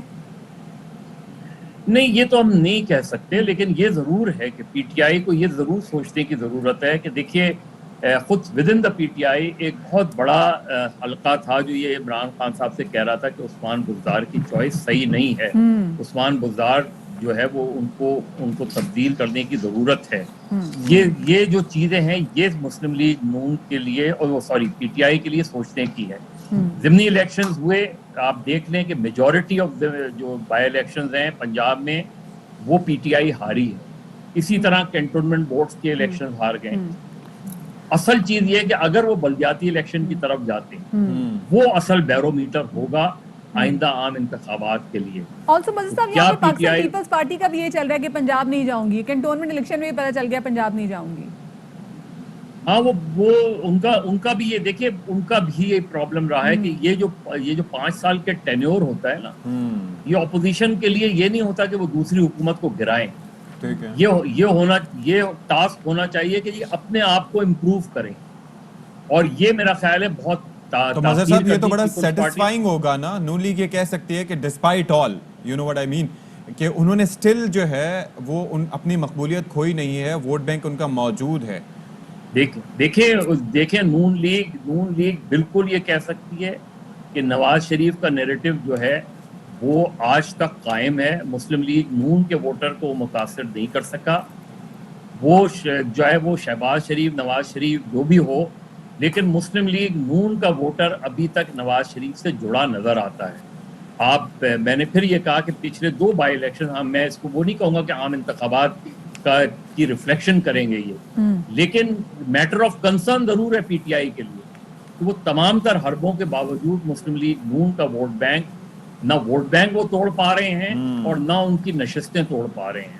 یعنی پارٹی نہیں تقسیم ہو پا رہی، پارٹی بھی اپنی جگہ کھڑی نظر آتی ہے اور ووٹ بینک بھی اپنی جگہ کھڑا نظر آتا ہے. ٹھیک ہے جی، بہت شکریہ مظہر عباس صاحب، آپ ہمارے ساتھ موجود رہے. اور باقی جو جنگ ہے وہ اپنی جگہ موجود ہے، رفٹ اپنی جگہ موجود ہیں، 2 مختلف بیان، یہ کام کو عزت دو، ووٹ کو عزت دو، لیکن اس کے باوجود نون لیگ نے سسٹین کیا ہے. آئی ایم شیور کہ تحریک انصاف اب سنجیدگی سے سوچے گی کہ کیا کرنا چاہیے. بالکل جی، کیونکہ پنجاب جو ہے اس وقت لگ رہا ہے وہ پی ٹی آئی کے لیے بھی مطلب کہ ان کو کام کرنا ہے، پاکستان پیپلز پارٹی کو بہت زیادہ وہاں پہ کام کرنا پڑے گا. اچھا اب آگے بڑھتے ہیں، اور کیونکہ ہم دیکھ رہے ہیں کہ مسلسل موسم جو ہے نا وہ بڑا ڈراسٹک قسم کے چینجز موسم میں آ رہی ہیں. کبھی ہم دیکھتے ہیں کہ جی بہت زیادہ بارش ہو رہی ہے، ٹھنڈی ہوائیں چل رہی ہیں، اور کبھی ہم دیکھتے ہیں کہ بہت زیادہ گرمی، جیسے بھی آپ خود ہی دیکھ لیں کہ آج سے پرسوں تک کراچی میں بھی کافی زیادہ گرمی رہے گی. تو سمجھ نہیں آ رہا، ایک دم بارش پھر ایک دم گرمی. اچھا اور یہ جو موسم بھی ہے، جی پریڈکشن بھی ہے، ابھی پھر بارش کی بالکل اس کے بعد بارش کی پریڈکشن ہے. لیکن اشفاق جہاں پر موسم اتنا زیادہ انسرٹن ہوتا ہے نا، تو وہاں پہ مختلف قسم کی بیماریاں آتی ہیں، جس میں جو سر فہرست ہے وہ باڈی پین آ جاتی ہے، ساری پرانی دردیں جاگ جاتی ہیں ہڈیوں کی بھی، اس میں اگر دیکھا جائے تو اور تازہ بھی جاگ جاتے ہیں. میرے خیال سے اب دل کی درد کی بات کر رہے ہیں آپ نے، لیکن میں کوئی ایک درد ہو تو مداوا بھی کریں. بالکل جی، درد دل، درد جگر، درد کمر، تینوں ہیں. بالکل جی. تو یہ نزلہ، زکام، کھانسی تو یہ تھے ہی، ایڈیشن تھے ہی، لیکن باڈی پینز جو ہے نا وہ بہت زیادہ اس میں پڑ جاتے ہیں. اور اسی والے سے بات کریں گے، فیملی فزیشین ڈاکٹر عظمہ حمید صاحبہ ہمارے ساتھ موجود ہیں، ان کو شامل گفتگو کریں گے. عظمہ صاحبہ بہت شکریہ آپ کا کہ آپ نے باخبر سویرا کو وقت دیا. عظمہ صاحبہ بتائیے گا کہ مانسون میں ہم نے اکثر دیکھا ہے کہ مختلف قسم کی بیماریاں جنم لیتی ہیں، جس میں ٹائیفائڈ ہوتا ہے، خسرہ ہوتا ہے، ابھی تو ڈینگی بھی نے دوبارہ سے زیادہ اٹھا لیا ہے، نگلیریا بھی عجیب وہاں پہ کھڑا ہوا ہے، دین کووڈ بھی یہاں پہ بڑا جائنٹ سائز بن کے بھوت کھڑا ہوا ہے کہ میں بھی یہاں پر ہوں. اور اس میں ہم دیکھتے ہیں کہ اور بہت چھوٹی چھوٹی بیماریاں جو ہیں وہ ایک دم سے سر اٹھانا شروع کر دیتی ہیں. کیسے ہم احتیاط کریں؟ سب سے پہلے تو یہ ہے کہ دیکھیں، اگر ہم بات کرتے ہیں کہ بہت ساری بیماریاں ہیں تو اپنی امیونٹی کو ہم نے اچھا رکھنا ہے. اب امیونٹی کیسے اچھی رکھ سکتے ہیں؟ اب تو سب کو یہ رٹ جانا چاہیے کہ امیونٹی ہے کیا، امیونٹی کا کام کیا ہوتا ہے. کہ امیونٹی دیکھیں، ہمیں نیند اپنی اچھی لینی ہے، ہم نے کوئی مہنگی دوائیں استعمال نہیں کرنی ہے. آپ نے اپنی ڈائٹ سے وائٹامن ڈی، وائٹامن سی، ایسی چیزیں جو کہ ہماری امیونٹی کو اچھا کرتی ہیں. پروٹین اپنی ڈائٹ میں بڑھائیں، جس میں صرف گوشت کھانا ضروری نہیں ہے، آپ دالوں سے بھی پروٹین لے سکتے ہیں. اس کے علاوہ پانی کا خیال رکھیں کہ ڈی ہائیڈریشن نہ ہو، 6 سے 8 گلاس پانی، کیونکہ ڈی ہائیڈریشن ہوتی ہے اس سے بھی بہت ساری بیماریاں ہیں، کیونکہ امیونٹی بالکل تو اس سے بھی امیونٹی لوور ڈاؤن ہوتی ہے. اپنی نیند کا خیال رکھیں، اپنی آپ کا جو سلیپ پیٹرن ہے وہ اچھا رکھیں، اپنی ایکسرسائز کو اپنی یہ رکھیں. یعنی کہ یہ چیزیں اگر لائف سٹائل موڈیفائی کریں ہم اپنا، تو بہت ساری بیماریاں، چاہے وہ موسمی ہو، چاہے وہ جو بھی ہماری بیماریاں اس سے ہم بچ سکتے ہیں. آج کل سب سے زیادہ کون سے کیسز آپ کے پاس آ رہے ہیں؟ دیکھیں آج کل اگر ہم بات کرتے ہیں، کیونکہ ابھی ایک شفٹ ہوا ہے ٹیمپریچر کے اندر، جیسے آپ بات کر رہی تھی کہ 2-3 دن پہلے تھوڑی سی کراچی کا ٹیمپریچر یا ہم اوور آل ٹیمپریچر کی بات کریں تھوڑا کم تھا. ابھی ہیٹ اسٹروک کا سے ہے کہ ہے تو ایک دم سے سوئچ ہوا ہے ٹیمپریچر. تو بیسکلی کیا ہوتا ہے، جب ٹیمپریچر سوئچ ہوتا ہے تو بہت سارے وائرس اور بیکٹیریا ان کو موقع مل جاتا ہے اپنی ملٹیپلیکیشن کرنے کا یا باڈی میں انویٹ کرنے کا، گھسنے کا، اور پھر وہ بیکٹیریا انفیکشنز ہو جاتے ہیں، جس میں ڈائریا ہو گیا. گرمی ہے، بہت سارا کھانا باہر پڑا ہوا ہے، شاپس پہ ہوتے ہیں، کافی ٹائم کا بنا ہوا ہے، لوگوں نے اس کو کھا لیا، اس کے بعد ان کو ڈائریا کی شکایت ہو گئی، ڈی ہائیڈریشن کی شکایت ہو گئی، یا ٹائیفائڈ کی شکایت ہو گئی، ملیریا ہو گیا. مطلب بارش ہوئی تھی اس کی وجہ سے گندگی ہے، مچھر بھی ہیں، پھر لوگ کا پانی کھڑا ہوا ہے، تو مطلب اس طرح کی بیماریاں جو کہ کامنلی مکھیاں، بالکل. تو پھر یہ ٹائیفائڈ، ملیریا، ہیپیٹائٹس، مطلب یہ جو سوئچنگ ہو رہی ہے نا ٹیمپریچر کی، یہ بڑی خطرناک ہے. اچھا سب سے اہم بات یہ ہوتی ہے کہ فار ایگزامپل یہ تو ایک ہے ہی، ہم لوگ کیا کرتے ہیں کہ بہت زیادہ ایک باہر سے آئے اور ایک دم سے ہم اے سی والے روم کے اندر آ گئے، تو یہ سب سے زیادہ خطرناک ہوتا ہے. یا ہم باہر سے آئے ایک دم سے شاور لینے چلے گئے. ہم چھوٹی سی ایگزامپل، ہم جیسے گاڑی میں ہیں، گاڑی میں اے سی لگا ہوا ہے، اور اے سی سے جیسے ہم باہر اسٹیپ آؤٹ کرتے ہیں دھوپ میں، تو وہیں پہ سب سے بڑا تو ٹیمپریچر ہمارا جو ہے وہ فوراً چینج ہوتا ہے. ایک اور بھی کہ آپ گاڑی کھڑی ہوئی ہے، آپ باہر سے جا کے اس میں بیٹھے، جو دھوپ میں کھڑی ہوئی تھی، تو اس وقت جو آپ کا شیئر ہوتا ہے بالکل یہ مطلب میں آپ کو ایک دم جو سڈن سوئچنگ ہوتی ہے نا ٹیمپریچر کی، اس کا باڈی پہ امپیکٹ بڑا خراب ہوتا ہے. اچھا برسات کے مہینے میں جو باڈی پینز دوبارہ سے واپس آ جاتی ہیں، جو پرانی درد، کوئی چوٹ لگی ہو، کبھی گرے ہوں، सब दोबारा से जाग जाते हैं, इसकी क्या वजह होती है? देखिए इसकी वजह बेसिकली क्या होता है कि बरसात के अंदर टेम्परेचर कम होता है। इसको ये नहीं कहेंगे कि पुराने दर्द उखड़ गए, अंदर के अंदर क्या होता है कि फॉर एग्जांपल हम लोग के अंदर, पाकिस्तानी जो एशियन लोग हैं वो ज़्यादातर उनके अंदर विटामिन डी 80 to 90% लोग के अंदर डेफिशिएंट होता है, क्योंकि हम लोग धूप से भागते हैं, जो एक अच्छी टाइम वाली धूप होती है वो नहीं लेते, क्योंकि हमें जो विटामिन डी की सोर्स है वो धूप ही है। ठीक है, अब क्या होता है कि जब बारिश के अंदर टेम्परेचर लोअर होता है, इम्यूनिटी थोड़ी लोअर डाउन होती है, तो ये पुराने दर्द जो होते हैं वो उखड़ जाते हैं। या आपकी हम एक्सरसाइज करना छोड़ देते हैं। हमारा जो बेसिकली होता क्या है कि जिनका ओवर वेट होते हैं उनका सारा जो वजन होता है या तो हिप पे जॉइंट पे पड़ा होता है या फिर नीज पे पड़ा होता है। तो मतलब और फिर हमारी डाइट उसमें ये चीज़ें आ जाती हैं, हमारा बिल्कुल मोबिलिटी हमारी ख़त्म हो गई है। देखिए मशीनरी लाइफ हो गई है, हम बैठे रहते हैं, इवन हमें कोई पानी पिला दे कोशिश करते हैं, हम उठ के नहीं जाएंगे। तो हमने अपने आप की बहुत अपनी ज़िंदगी में ना खुद ही कॉम्प्लिकेशन। अच्छा, इम्यूनिटी की जब आप बात कर रही हैं तो वो किस तरह से काम देती है हमारे नाज़रीन के लिए, कि मिसाल के तौर पर किसी मक्खी की वजह से आपको टाइफाइड हो गया, मच्छर की वजह से आपको कोई इन्फेक्शन हो गया, मलेरिया हो गया, उस सूरत में, या फिर खुदा न खास्ता कोविड, वो एक अलग चीज़ है, तो इम्यूनिटी कैसे हमें उसमें सपोर्ट कर सकती है? देखिए इम्यूनिटी जैसे हमारी फौज है ना, इसी तरह से हमारी इम्यूनिटी है। हमारे बॉडी के अंदर मुख्तलिफ किस्म के इम्यूनिटी सेल्स हैं। जब कोई भी फॉरेन चीज़, या चाहे वो बैक्टीरिया हो, वायरस हो, कोई भी फॉरेन पार्टिकल हो, इवन कोई एलर्जिक एजेंट हो, जब हमारी बॉडी में जाता है तो वो फौज यानी कि जो हमारे सेल्स होते हैं उसके खिलाफ लड़ते हैं। वाइट ब्लड सेल्स जिसको हम कह लें, ठीक है, तो वो उसके खिलाफ लड़ते हैं और उसको वहीं पे वो ख़त्म कर देते हैं। और हमारी इम्यूनिटी अगर कम होगी तो वो वाला सेल जो एक आया था वो मल्टीप्लाई होना शुरू हो जाएगा और वो फिर बॉडी के डिफरेंट और यही वजह होती है कि मुख्तलिफ लोगों पर बीमारियों के असरात मुख्तलिफ। बिल्कुल, तो इसीलिए सबसे जो हमारी एक, अगर हम अपनी इम्यूनिटी स्ट्रॉन्ग कर लें, मुख्तलिफ मतलब अपनी लाइफस्टाइल को मॉडिफाई करके, तो हम बहुत सारी इम्यूनिटी स्ट्रॉन्ग कर लें, फिजिकल एक्टिविटी बढ़ा लें, साथ में डी की डेफिशिएंसी को पूरा करना है। अच्छे वक्त की धूप वो होती है जो 12 बजे से पहले की हो, सुबह 12 बजे से पहले की जरूर लीजिएगा। बहुत शुक्रिया जी, डॉक्टर उस्मा हमारे साथ मौजूद थी और इस वक्त वज़ीर ख़जाना शौकत तरीन साहब मीडिया से गुफ्तगू कर रहे हैं। हम हमेशा कहते थे कि हमारे फार्मर को जो है इंटरनेशनल प्राइसेस मिलनी चाहिए ताकि वो अपनी प्रोडक्टिविटी बढ़ाए और अपनी आमदन बढ़ाए। अब वो एक कन्वोल्यूटेड वे से ये चीज़ हो गई है, क्योंकि हम इंपोर्ट करते हैं, वीट हम इंपोर्ट करते हैं, शुगर हम इंपोर्ट करते हैं, दालें हम इंपोर्ट करते हैं, घी हम इंपोर्ट करते हैं, उसकी वजह से हम इंटरनेशनल प्राइसेस से साथ लिंक हो गए। तो अब वो प्रोडक्शन तो हम बढ़ाएंगे, क्योंकि प्रोडक्शन की भी आपने देखा कि एग्रीकल्चर पे तवज्जो नहीं दी गई 15-20 साल। मरा कौन? फार्मर मरा क्योंकि इन्होंने उसके ऊपर तवज्जो ही नहीं दी, प्रोडक्शन ही नहीं इंक्रीज़ की। प्रोडक्शन इंक्रीज़ की तो नेट इंपोर्टर बन गए हम फूड के। लेकिन अब हमारा काम है, अब हमारी स्ट्रैटेजी है कि हम ये फूड प्रोडक्शन बढ़ाएं, एग्रीकल्चर प्रोडक्शन बढ़ाएं। इसके बीच में इस साल आपने देखा कि बहुत ज़्यादा पैसे रखे गए, लेकिन इससे कोई इतना फर्क नहीं पड़ेगा क्योंकि हम लिंक हो गए इंटरनेशनल प्राइसेस के साथ। तो अब मैं देख रहा था कल नंबर्स, तो हम प्याज जो हैं खुद भी इस्तेमाल कर रहे हैं, एक्सपोर्ट भी कर रहे हैं, आलू का भी यही हिसाब है, टमाटर भी यही चीज़ है। तो इंटरनेशनल एक तो हमें ये देखना पड़ेगा कि ये जो चीज़ें हैं जो हमारे यहाँ महंगी हो रही हैं, क्या हमें उनको एक्सपोर्ट करना चाहिए भी, नहीं करना चाहिए, क्योंकि ये भी एक। लेकिन वो कहते हैं कि मार्केट्स को बंद करेंगे तो फिर मार्केट खुलेंगे नहीं, लेकिन इसका एक ट्रेड ऑफ होना चाहिए। लेकिन जो मैं कहना चाह रहा हूँ कि इंटरनेशनल प्राइस के साथ लिंक हो गए हम, तो हमने करना क्या है, हमने जो है पहले तो प्रॉफिट मार्जिन जो हैं वो हमने देखने हैं कि हमारे जो फार्मर से लेके रिटेल तक जो प्रॉफिट मार्जिन है वो कितने हैं, और वो बहुत है। फार्मर को इतने पैसे नहीं मिलते जितने कि रिटेलर को चार्ज होते। तो हम एक बड़ा साइंटिफिक री इंजीनियरिंग कर रहे हैं, प्रोसेस री इंजीनियरिंग के, फार्मर से लेके रिटेलर तक जो है क्या क्या बीच में स्टेजेस हैं, जिसमें ज़ाहिर है फार्मर की स्टेज है, फिर जिसने ख़रीदा उससे तो वो ट्रांसपोर्ट करके लेके जाता है मंडियों से आगे जाके रिटेल जाती है। तो यहाँ जो भी एलिमेंट्स हैं वो कितना प्रॉफिट ले रहे हैं, ये इसकी हम अभी स्टडी, पूरी साइंटिफिक स्टडी मैं करवा रहा हूँ 8-10 चीज़ों की। और उधर ये हम उनको स्क्वीज़ करेंगे ज़ाहिर है एडमिनिस्ट्रेटिवली कि भाई ये तुम 400% ले रहे हो, मार्जिन क्यों ले रहे हो भाई। तो I think we have the ability and we will try to do that. तो शॉर्ट रन में तो हम ये जो मैं कह रहा था री इंजीनियरिंग हम कर रहे हैं, इससे हम स्क्वीज़ करेंगे।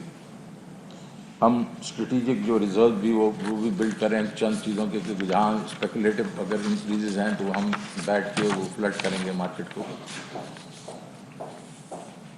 और अच्छी न्यूज़ ये है कि हमने जो वीट है उसकी जो रिलीज प्राइस है वो 1950 रुपया कर दिया है। उससे जो है आप देखेंगे कि अगले चंद दिनों में आटे की कीमत गिरेगी और इंशाल्लाह काफ़ी गिरेगी। ये हमने रिलीज बंद कर दी थी मई में, क्योंकि वो हार्वेस्ट आ गई थी और उस वजह से, लेकिन अब फिर से हमने रिलीज शुरू कर दी। लेकिन सबसे इम्पॉर्टेंट न्यूज़ इस शॉर्ट रन में ये है कि हम इसी महीने से इंशाल्लाह टारगेटेड सब्सिडीज़ देंगे। ये हम पहले नहीं दे रहे थे, हम सिर्फ टारगेटेड सब्सिडीज़ दे रहे थे अपना इलेक्ट्रिसिटी की और गैस की। हमने जो निचला तबका है उसके लिए हमने ये प्राइसेस कंट्रोल की थी। अब हम कैश सब्सिडी देंगे आटे के लिए, चीनी के लिए, घी के लिए, दालों के लिए। और ये जो निचली कोई 40 से 44% जो पॉपुलेशन है उनको ये सब्सिडी, कैश सब्सिडी मिलेगी।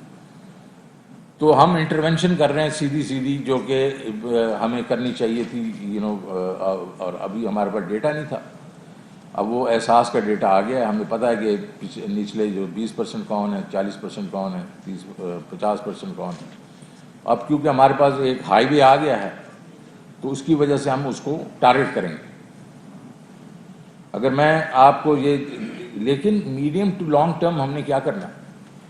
मीडियम टू लॉन्ग टर्म में हमने कमोडिटी वेयर हाउस बनाने हैं, हमने कोल्ड स्टोरेजेस बनाने हैं, हमने एग्री मॉल्स बनाने हैं, ताकि जो फार्मर है और ख़रीदार है उसका मिलाप कर दें, बीच में से आड़ती निकाल दें। उससे दुनिया में यही होता है, दुनिया में ये आड़ती नहीं होता। मिडिल मैन 400%, 500% नहीं करता और फार्मर को एक्सप्लॉइट नहीं करता, क्योंकि वहाँ एक इंस्टीट्यूशनल मैकेनिज्म क्रिएट किया जाता है। और हम इस दफ़ा हमने बजट में डाले हैं, हमने एग्री मॉल 5000 तो इस साल डाले हुए हैं। और ये आपको चीमा साहब बताएंगे कमोडिटी वेयर हाउस और इसके ऊपर कोल्ड स्टोरेज के बारे में। तो अगर आप इंटरनेशनल प्राइसेस देख लें, ये हुकूमत ने कोशिश की है, अपनी जितनी भी उनकी बसात है, कोशिश की है कि वो बेसिकली वो प्राइसेस ना पास ऑन करें जो इंटरनेशनल प्राइसेस हैं। मैं कुछ कोट कर सकता हूँ आपको। शुगर की प्राइसेस 2020 और 2021 में 48% का इजाफा था, हमने 11% जो है इंक्रीज किया। पाम ऑयल में कुछ 50%, और यहाँ जो है बेसिकली कुछ 35%, 33 से 35%। गंदम में कुछ 32% जो है बढ़ी है कीमत एक साल में, यहाँ गंदम में है 15% बढ़ी। क्रूड ऑयल 58% बढ़ा है, तकरीबन $44 जो है वो डॉलर पर बैरल से क्रूड प्राइस गई है $70 पे, और 58% ग्रोथ की। हमने अपने जितना PDL था वो वापस किया हमने लोगों को, और हमारी सिर्फ जो प्राइस बढ़ी है वो 9.4 के 9.39 बढ़ी। क्योंकि हमने क्या किया है कि हमने जो तो हमारे पास जो पेट्रोलियम लेवी पड़ी हुई थी वो हम रिलीज करते गए। इस वक्त हमारे पास बहुत थोड़ी पेट्रोलियम लेवी है, उसका रिस्क है टू द बजट, क्योंकि बजट में हमने पेट्रोलियम लेवी 600 अरब रुपया रखा हुआ है। अगर आप रीजनल वो देख लें तो उसमें भी हम एक किस्म से एवरेज पे जो हमारी जो मुल्क हैं, इंडिया, बांग्लादेश, अफगानिस्तान, उससे बेहतरी है। तो ओवरऑल मैं क्या कहूँगा इसके बारे में? ओवरऑल मैं ये कहूँगा कि 20 साल पहले जो चीज़ों की कीमतें थी वो आज नहीं है, क्योंकि इन्फ्लेशन होती है, करेंसी डिप्रिशिएट करती हैं। तो जो कोका कोला आप 20 साल पहले जिस प्राइस पे पीते थे या 10 साल पहले, आज वो प्राइस नहीं है, और 10 साल भी बाद भी। इस्लामाबाद से ये मनाज़र आप देख रहे थे। वफाकी वज़ीर ख़जाना शौकत तरीन न्यूज़ कॉन्फ्रेंस कर रहे थे। महंगाई की शरह के हवाले से उन्होंने बताया है कि वो इस साल 8% के करीब होगी, और गंदम के हवाले से भी बताया। लेकिन वो कहते हैं कि पहले IMF के मसाइल हुए, फिर कोरोना की वजह से मसाइल हुए, लेकिन आई एम श्योर वो ये कहते हैं कि गंदम की कीमतें अब कम होंगी। यहाँ पर हमें छोटी सी ब्रेक ले लेते हैं और ब्रेक के बाद मिलते हैं।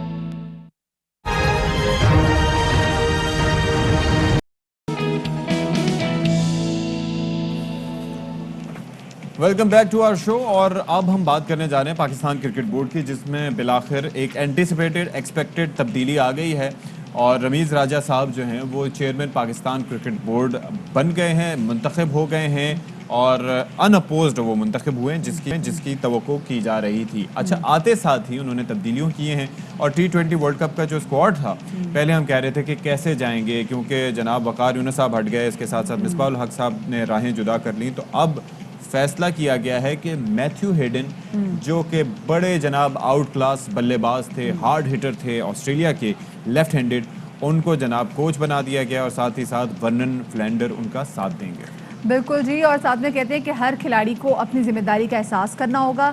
खिलाड़ियों से कहा कि आप खुलकर खेलें, डर से बाहर निकलें, चीज़ों को रीसेट करने की ज़रूरत है।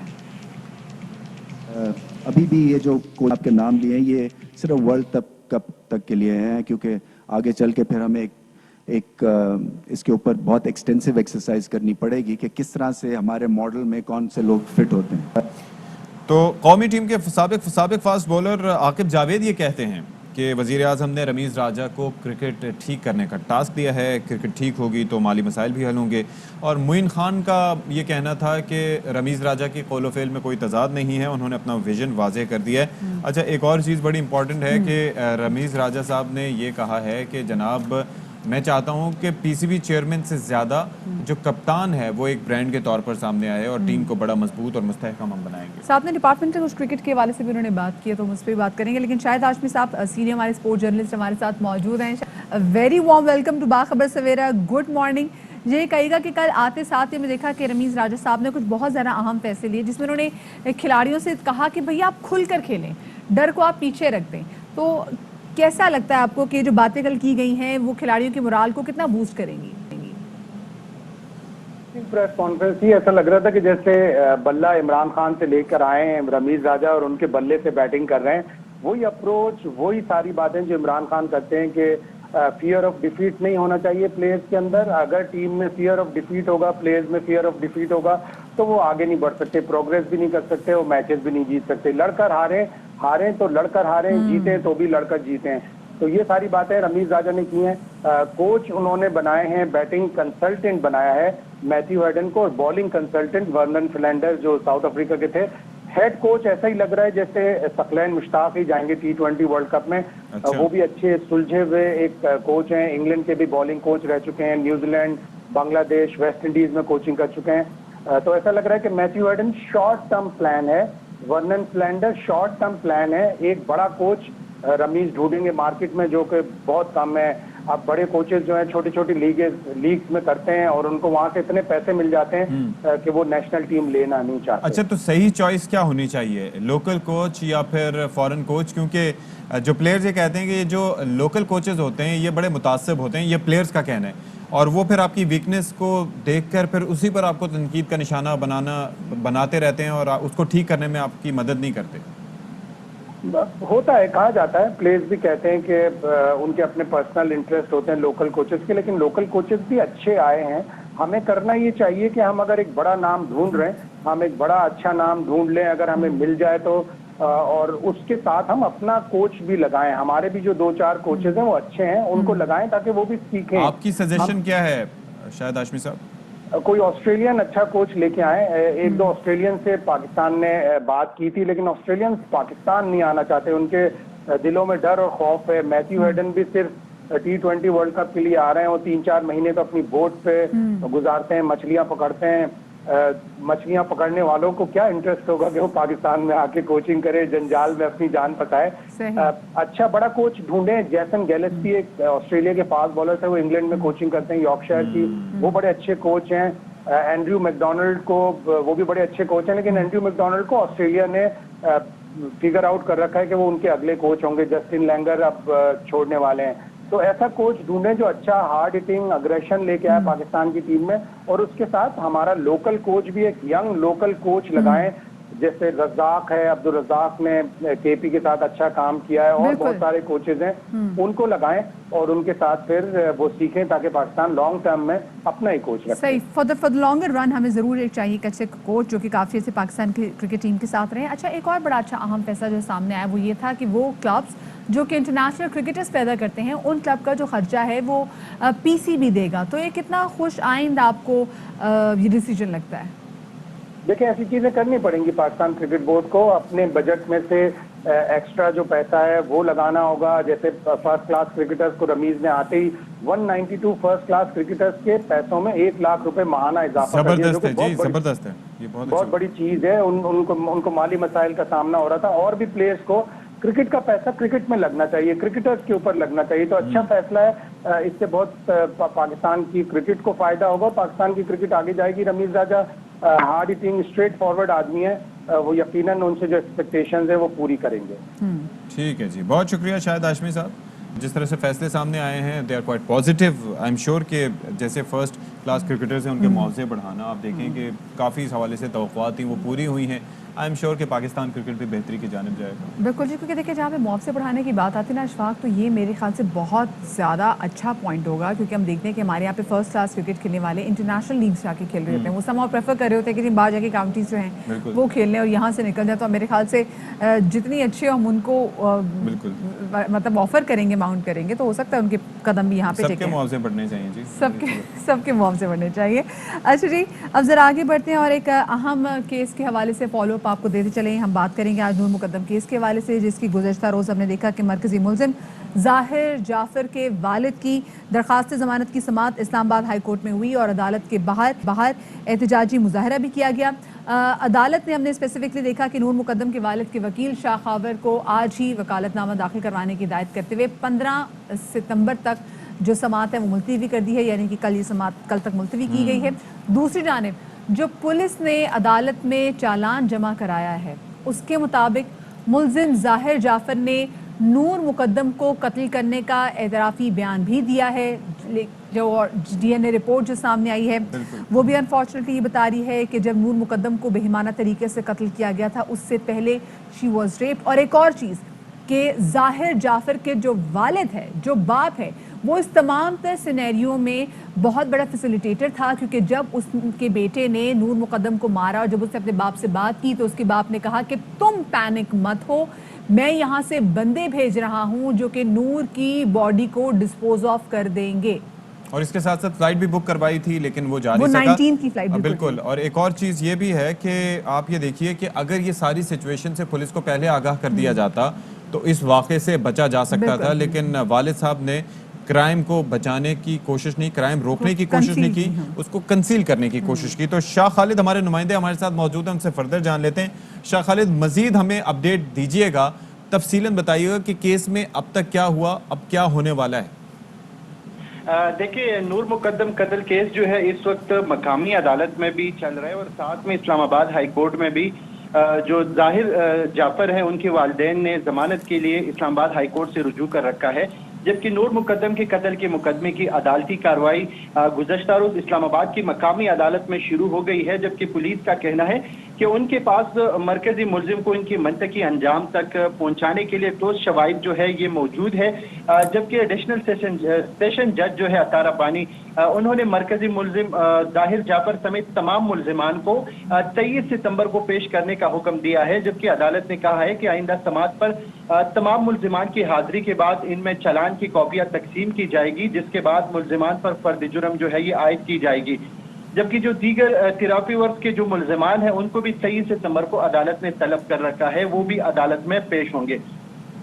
جہاں پہ چالان کی بات ہے تو اسلام آباد پولیس کی ایس ایس پی انویسٹیگیشن عطاء رحمان کی سربراہی میں قائم 5 رکنی تفتیشی ٹیم نے نور مقدم کے قتل کے مقدمے میں اپنی تفتیش مکمل کر لی ہے. اور پولیس نے یہ دعویٰ کیا ہے کہ مرکزی ملزم ظاہر جعفر اور ان کی والدین کے خلاف ایسے ٹھوس شواہد موجود ہے جو کہ انہیں مجرم ثابت کرنے میں مددگار ثابت ہوں گے.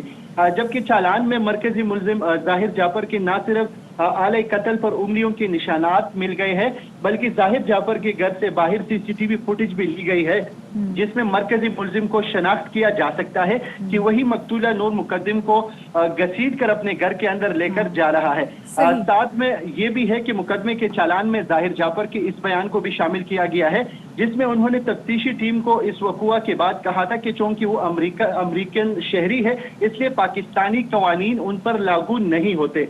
चालान के मुताबिक मुलजिम जाहिर जाफर और मकतूला नूर मुकद्दम के दरमियान गुज़श्ता 6 माह के दौरान जो मोबाइल फोन कॉल की गई थी, उन्हें भी रिकॉर्ड का हिस्सा बनाया गया है। अब चूंकि अदालत ने तमाम मुलजिमान को 23 तारीख को तलब किया है कि 23 तारीख को तमाम मुलजिमान जो है ये अदालत में पेश हो और उन पर फर्द जुर्म जो है ये आयद की जाएगी।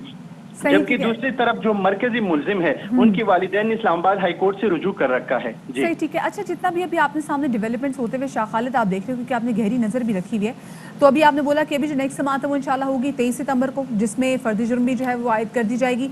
कितना लंबा आपको प्रोसेस मजीद होता हुआ दिखाई दे रहा है? आपके अपने सहाफती करीम इस तरह के जो केसेस हैं वो कितना टाइम लेते हैं? देखिए, ये तो मकामी अदालत में है, उन्होंने जो लिस्ट है गवाहान को शामिल किया है। गवाहान के बयानात जो है ये रिकॉर्ड का हिस्सा होंगे, इन पर फिर वकला जिरा करेंगे। जिरा के बाद जो है इसका फैसला होना है। आमतौर पर ऐसे केसेस 3 से 4 महीने का टाइम लगता है, क्योंकि उसमें ज्यादातर गवाहान जो है 2-2, 3-3 एक गवाह का बयान रिकॉर्ड किया जाता है। लेकिन उसका असल मसला जो ये है कि जो मुल्जिमान है वो ताखीर हर्ब इस्तेमाल कर रहे हैं और बार बार इस्लामाबाद हाई कोर्ट का दरवाजा खटखटा रहे हैं। इसी वजह से जो मकामी अदालत की कार्रवाई है वो मुतासिर हो सकती है। कल भी जो समाअत होगी तो उसमें अदालत ने तमाम फरीकैन को नोटिस जारी कर दिए हैं। अब अदालत ने ये फैसला करना है कि जो मरकजी मुलजिम है, इनके जो वालिदैन हैं, उनको जमानत देंगे या नहीं। अगर उनको जमानत मिल जाती है तो मजीद वो फिर जो दीगर मुलजिमान है वो भी इस्लामाबाद हाई कोर्ट से रुजू करेंगे। लेकिन इसका फैसला मकामी अदालत ने ही करना है। अब इस्लामाबाद हाई कोर्ट में जब कल समाअत होगी, उसके बाद जो है 23 तारीख को यहाँ पे समाअत होगी। तमाम मुल्जिमान को तलब किया है, उन पर फर्द जुर्म आयद होगी। जी, बहुत शुक्रिया आपका शाह खालिद, आपने तफसीलन हमें तमाम तर सूरत हाल किया। लेकिन जो वालिद साहब के हवाले से जो इंकशाफात हुए हैं कि किस तरह से उन्होंने मर्डर को छुपाने की कोशिश की, कंसील करने की कोशिश की, लाश को डिस्पोज ऑफ करने के हवाले से बात की, क्या उसके बाद उन्हें जमानत मिलनी चाहिए? फैसला अदालत ने करना है। बिल्कुल जी, यहाँ पर हम एक छोटी सी ब्रेक ले लेते हैं और ब्रेक के बाद मिलते हैं।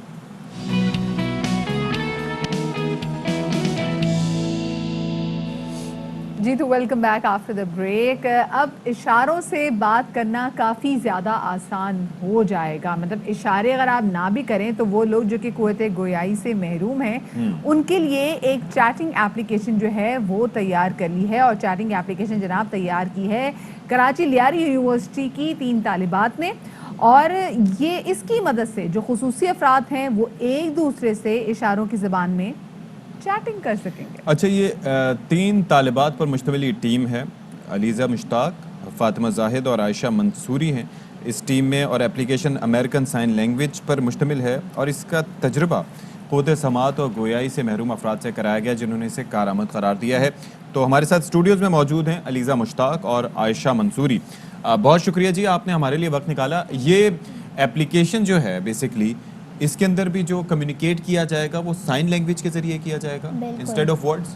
बिल्कुल, ये एक्चुअली जो है ये एयरसेल कीबोर्ड पे है। जैसे कि आपके पास एंड्रॉयड कीबोर्ड होता है, वो डिप्लॉय होता है, सेम एज इट इज़ हमने वो कीबोर्ड लिया था। बट उसमें जो है जितने भी अल्फ़ाबेट्स थे उन सब की लिंक्स को हमने ब्रेक करके उसके एज अ इनपुट हमने सारे साइंस को इमेज की फॉर्मेट में हमने बैकएंड पे इम्प्लीमेंट कर दिया था। जैसे एक ही जगह पे हमने साइन एग्जैक्टली एक ही जगह पे उसके डेफ पर्सन्स के साइन हो गए, उस बी की जगह पे उसके साइन हो गए। As same as it is सारे साइंस जो है जितने भी डेफ पर्सन्स के अल्फ़ाबेटिक है वो सारे साइन हमने इम्प्लीमेंट कर दिए। अल्फ़ाबेट्स हो गए, तो हम आपने इसमें साइंस कितने ऐड किए हैं? इसमें सारे साइंस A to Z जितने भी साइंस हैं वो सब हमने ऐड किए। एयरसेल कीबोर्ड के अंदर मतलब लिमिटेड साइंस थे, लेकिन हमने बहुत सारी रिसर्च की, हमने A to Z जितने भी साइंस हो सकते थे हमने उसमें ऐड किए। अच्छा, ये बताएं कि अब जैसे इस नौइयत के तजुर्बात भारत में भी हो चुके हैं, मिस्र में 2018 में इससे मुतालिक तजुर्बात किए गए, पूरी साइन लैंग्वेज जो है उन्होंने पूरी वो निकाली थी इससे मुतालिक,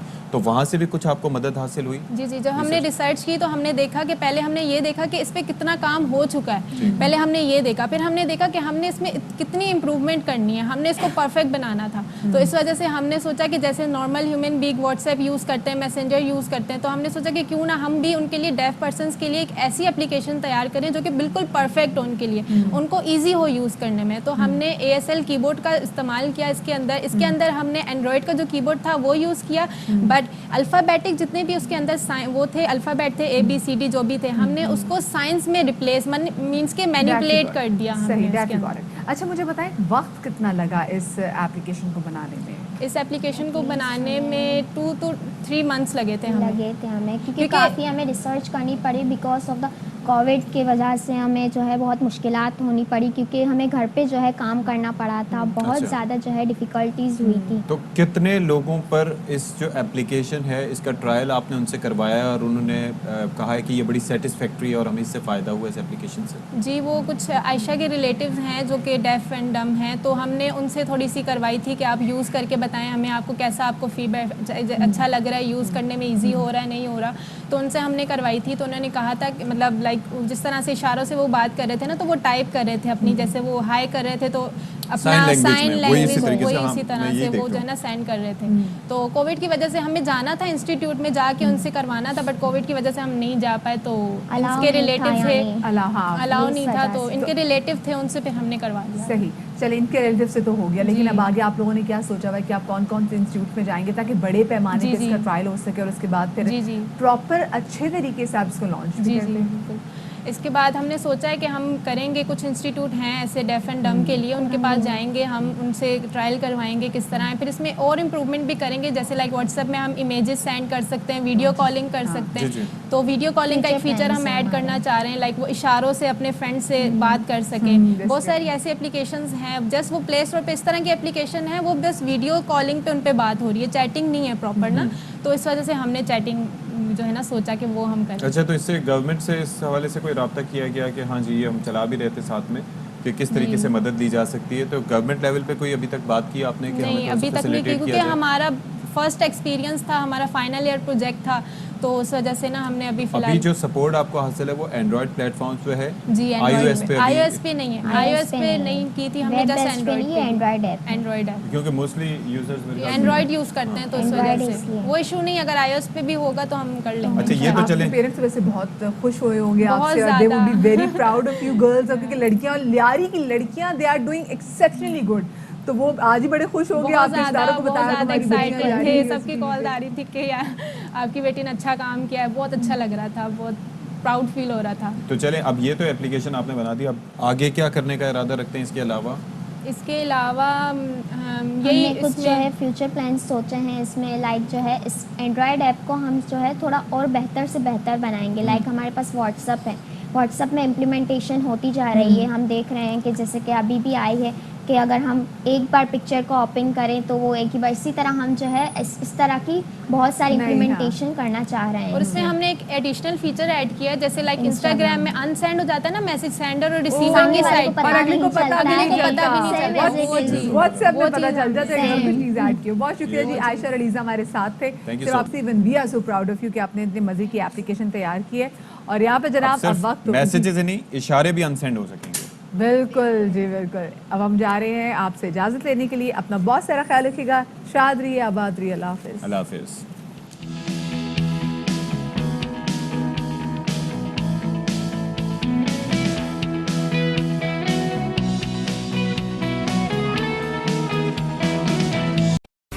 अहम तरीन खबरें अब एक क्लिक की दूरी पर, आपके पसंदीदा टॉक शोज हों या अहम मुल्की या गैर मुल्की शख्सियात की न्यूज कॉन्फ्रेंसेस, हर लम्हा बाखबर रहने के लिए सब्सक्राइब करें हमारा YouTube चैनल।